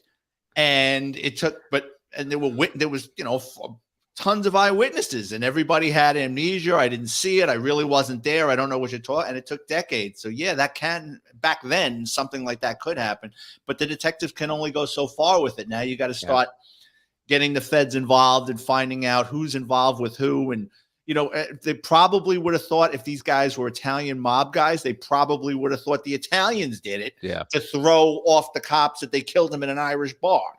They would have been working that angle. So Cliff, street gangs, they're willing to do this. They'll get an AK. They'll shoot up a car full of people. They don't have any problem. And they're not even worried whether they're really the people they're looking for, right? So this is real life. It does happen. It does happen. Yeah. Especially those street gangs, then one shooting leads to a retaliation shooting, and it kind of becomes a cycle for a while, and eventually it stops. But yeah, one thing sparks. You took out one of our people, and it's funny to see. It was funny because, now I remember being in Beverly Hills, right, and seeing people. I was working the trains, seeing people on their phones, right. If something happened at that intersection, no one would have they wouldn't even seen what happened because they were into their phones or whatever. Yeah. And I was just thinking how people were, in the ghetto, the South. I mean, people, they didn't walk down the street without turning their head 47 times. They knew every car that was driving by. They were so aware of, I could be taken out right now. I mean, they were, and it was just a different mentality. And it seems to be ingrained in the street life culture, particularly in Chicago, where they can't get anybody to talk about their murders, right? So that does happen. And so after the scene, though, Frankie is called for a sit down, and I thought this was unrealistic in that it was a very subdued response from the Italians. Either there's a lot of money involved and they really don't want to mess it up, so they're sitting them down. They got 3 guys killed, all guys that are either soldiers or people making money, and they sounds like these guys were people making money for them, and they're going to do a sit down. Well, this really happened. It did really happen. Oh, so there was a bookmaker. There was a mob bookmaker by the name of Ruby Stein. He was a Jewish guy, but he was involved with the Gambinos. He was kicking up protection money for the Italians for decades, and he was a big loan shark in Hell's Kitchen. And a couple of the Westies owed him money, and they lured him into a bar and they killed him. So now they wiped off their debt, and then they got his book, and now they started collecting on this guy's multi-million-dollar book. So that was the Gambino's way of having a sit down. Roy DeMeo had a sit down. Roy DeMeo brought in I think it was Coonan and Featherstone, went to an Italian restaurant somewhere out in Brooklyn and met with Big Paul Castellano about that hit. And listen, you guys are going to be with me now, but I don't want you running around wiping people out. You have to clear your murders through me. So, but that really kind of did not, they killed the guy in the bar. And then I don't know if Ruby Stein was dumped in I don't know if they dismembered him and dumped him in the river, or he was found somewhere, but they did kill this guy, Ruby Stein, who was affiliated with the Gambinos. And they did have a sit down because the Genovese, like I said earlier, their plan was just to wipe everybody out and take the whole thing over. The Gambinos used the opportunity of one of their bookmakers getting hit as, okay, timeout. This isn't going to go on anymore. You're with us now. So it's actually loosely based upon a true story that they would have a sit down on something like this. I thought it was subdued, but they put it on Frankie. Hey, you got to clean up your mess, even though this is your brother. And the interesting thing about what Frankie does here is he's not sure he's going to survive this meeting. And right. So he sets it up so that these guys will come to his rescue at 2:00 there. He's not sure he's going to survive. And of course, Sean Penn's character is a little concerned because he doesn't want to be part of this crew that has taken out all these Italians. So he kind of slows this down a little bit. And so this is the scene. I just wrote it as I got a job. He gets a call from Frankie to go and do this job with Jackie. And the interesting thing is Frankie decides, I don't know if I'm going to survive this, but if I'm going to getting taken out, I'm going to take the Italians out with me. And that's what I saw in this scene. I think if they had gone on time, it would have been ugly for the Italians because they were well armed and they were ready. Do you think when Jackie kept looking at his watch that he wanted them to come in at that time, or he was worried they would? I mean, Frankie, I think he was worried. He thought that this would go, because he said, "Oh, have something to eat, have some dessert." He thought the meeting would go quicker and he would know whether he's going to die or not by 2 o'clock. And so When it and went over, it, he wanted if to it make was, the yeah, if he call. wasn't going to Yeah. survive, he was gonna have these guys taken out. Gotcha. Yeah. That's what I saw in the scene. And then he got nervous because this is going overboard. Yeah. And they've kind of come to a resolution. And he knows, he already kind of knows before this is over with what he's going to do, that he's going to take out his brother, right? Yeah. And so just talk about the scene. It to me, it's good Hollywood. It made it a little exciting that they were going to do the hit, Vic. I think Jackie knows he's walking out of there because they told him your brother's a pain in the ass and he's got to go. Yeah. So he knows he's walking out of there for now, right? And then they might turn around and kill him afterwards, but he knows he's getting out of that meeting. I think he's terrified of his brother's going to come in there and wipe everybody out and make things worse. So he might wind up getting killed in the crossfire. But this also happened too. So during that meeting with Paul Castellano and Coonan and I think Featherstone, same thing. They had their guys on standby, and after a certain time, they were supposed to go into this restaurant and kill everybody. But I saw an interview with one of the Westies who flipped, this guy, Billy Beatty. I don't know if he's still alive. In this documentary, he said that they were all partying, and they were so high that they forgot. They were having such a good time that it went over. And thank God that it did, because just like this meeting, it did go over, but they never went over there. They were close by, but they were getting stoned and getting high, and they just totally forgot about it. Also, again, another one loosely based upon a true story. So this, whoever's writing this stuff, he's obviously doing his research, and he's linking these together. And that's where you're getting this tie-in with the Westies, which I think is really cool that this is Pop Culture Minefield, right? So popular culture inspires the movies, and sometimes the movies inspire pop culture, what happens on in popular culture. Cliff, anything on this particular scene? Anything you want to add? And to like Vic was saying, in a similar way, coming out of a restaurant, Castellano was eventually killed in the street going to his car. And Gotti was kind of driving by the scene as he sees the results of what he arranged. So it was kind of a similar setup almost when I see him walk out of the restaurant like that. But I liked it. Well, the next scene is the setup where Jackie actually gets killed by Frankie, and you can just roll right into that, Martine, when you're done with this scene. And so obviously Frankie has made his decisions. He's going to be subservient to the Italian. He's not going to fight the Italians. And the weird thing about this, Vic, I mean, either Frankie's stupid or he has to know that they're going to gradually be picking off the Irish here. That they'll allow this to continue as long as they're useful, but eventually they're not going to want to kick up a piece for the Javits Center. They're going to eventually want the whole pie, right? Because that's who they are, right?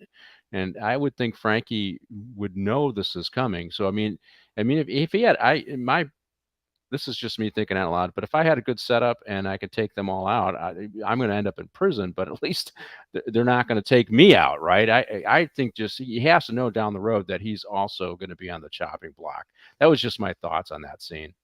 I think we think like that, but I think Frankie's naive. I do, because he keeps talking about the opportunity this is going to be for us, and I don't think he's seeing the big picture. I think Frankie's looking at this short term, that they're going to make a lot of money and they can drop the Italians' names. And because the books I've read about Coonan his guys were getting pissed off that Coonan moved to New Jersey, and then he's starting to act Italian. It kind of rubbed his guys the wrong way. I think Frankie was just looking at it like, this is going to make a lot of money for us. I don't think he realized that eventually, once they figure out the business model of how to run the West Side, he's going bye-bye. And that in the movie, Frankie actually moved out of the neighborhood too. So they linked that up there. But I just thought, hey dude, you're an endangered species. So you need to either fight back now while you're strong, or lay down and let it come. Right. That's kind of what, and he ends up killing his brother, which is I just can't. I guess that does happen in the mob. You're told to kill your brother, right? Or you're told to kill your best friend. That does happen. But I would have thought that the bonds for the Irish would have been a little different, but I guess not. And as we get through this, and I just kind of wrote a note to myself. Now Jackie, he looks like this wild, long-haired never unkempt guy, and the best he ever looked in the movie was actually in his casket. Is the way I looked. Oh, hey, this guy looks good, and it's finally looking good, man. I mean, That's true to life too, right? People sometimes look a lot better after they've been made up. And well, it looks like he took one to the chest, but he's got the long hair. He's always yeah, angry. He's always drunk. I'm like, when does this guy take a shower? He doesn't comb his hair. He looked so unkempt, but they cleaned him up for mom, right? He looked good in the exactly. casket. That was kind of my note here. Yeah. But Frankie does kill him. Sean Penn character is out of place. Is not, and that was the other thing. Oh, no cell phones. Yeah, Can't send a quick text. Hey, the Yeah. location has changed, right? I mean, completely Yeah. different vibe with the movie. And of course, then there's a payphone in the back of this Yeah. store on this waterfront. So that was a little bit of Hollywood too, because if it's back there and nobody's watching, it's probably destroyed in New York. But that was my impression. But he's out of place and he can't do anything on this scene there, Cliff. Yeah, I just no, I agree with what you said. So hey, would they have a lit up phone at the end of some wharf when nobody's around to watch it there, Vic, or is that No, unrealistic? somebody would have broken all those lights.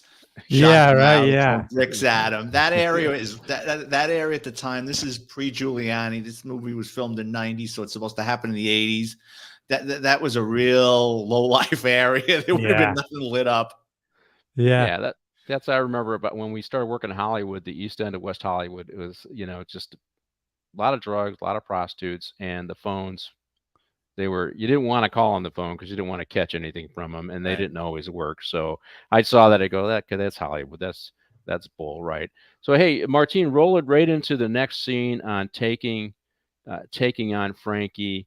And so Jackie's killed, and so Sean Penn's character, his allegiance to his friends are now taking over common sense, and he's going to decide that he's going to take out what's Frankie and I guess what is left of his crew in this bar. Of course, on March 17th, of course, during the St. Patrick's Day parade, which I enjoyed because you hear the bagpipes going. Yeah. And so he ends up, and of course, here's Pat. He's going to take him out first. And they've been looking all over for Sean Penn. They want to take him out themselves, right? They can't find him, but he shows up in the bar, two-fisted, two guns, one in each hand, and he's going to take these guys out. And so it was an entertaining shooting scene. I think obviously unrealistic, but I did like the symbolism on March 17th and the St. Patrick's Day parade. What do you think? Oh, and I don't know if they actually filmed it during a St. Patrick's Day parade. I think I did The Fugitive not long ago, and the movie. I had a couple of U.S. Marshals come on, and they actually did film that scene in The Fugitive. Wow. During the St. Patrick's Day parade, if you remember, he gets Wow. away. They're chasing him. Gerard, the U.S. Marshal, Yeah. looking for him. So, but here's the St. Patrick's Day parade going on. What do you think of the symbolism, Vic?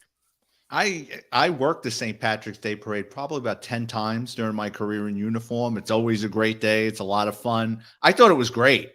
It's probably stock footage of the parade and that they just kind of incorporated it in there. But I thought it was great. Sean Penn decides, you know what? I'm taking the fight to them. I'm not going to let the courts decide this. This is total street justice. I'm going in there. I don't care if I live or die. Yeah, but same to you, Cliff. What do you think of the scene? Entertaining, unrealistic, but the symbolism was fun. Yeah, and I like the setup to this scene where he tells Frank and he hands him his ID. This is how smart you are. I mean, that was just like, man, that was well done. And that's kind of sets up that he's crossed the Rubicon here. And guess what, man? All bets are off. And so, yeah, I loved it. Well, he gets hit multiple. Well, here's the other thing. I'm going into a shootout. I don't even put a vest on. Okay, kind of, it makes it a little unrealistic. I want to survive this and take as many out as possible. I'm going to war. I'm going to act like I'm going to war. But, that's the way I saw it. Technically, you can criticize it, but I still thought it was a well done scene, well shot. So I'll do one more rant and then we'll finish up, and I hope you guys will stick around for a debrief. And that's, Vic, you brought up CCTV cameras and automatic license plate readers. Now, there's been a big push against that from the leftists. Now, we had a murder in San Dimas, California, and that's a suburb of Los Angeles County, right? And they figured out what car it was. They put that plate in the automated license plate reader, system. And we have a few cities that had invested heavily in it. Beverly Hills, the city of Beverly Hills, very wealthy, invested heavily in CCTV cameras and automated license plate readers. That car was found in their area. They pulled it over. They got the shooter. They got the gun in the car.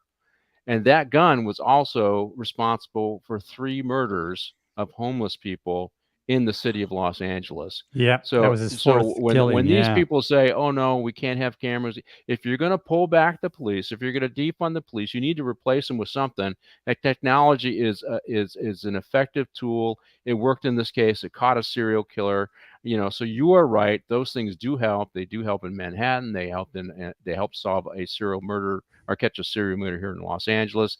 And we need to look past this ideology and think about what's best for the community and what's safe for the community. So final words, Vic, before we close out.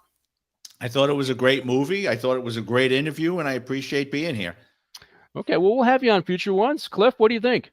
Hey, I love the movie. I love, of course, all things New York, and so happy to be on with you guys. And I'm glad I've been able to hook up again with you and Vic and my fellow brothers-in-law.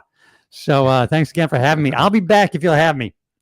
Okay, you can catch Vic on NYPD through the Looking Glass podcast, and you can catch Cliff Yates on the Cliff Yates Show. Yes. Both are broadcast on YouTube.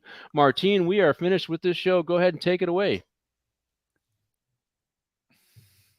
Give me a second. Goodbye. Oh, look at that. Bye-bye.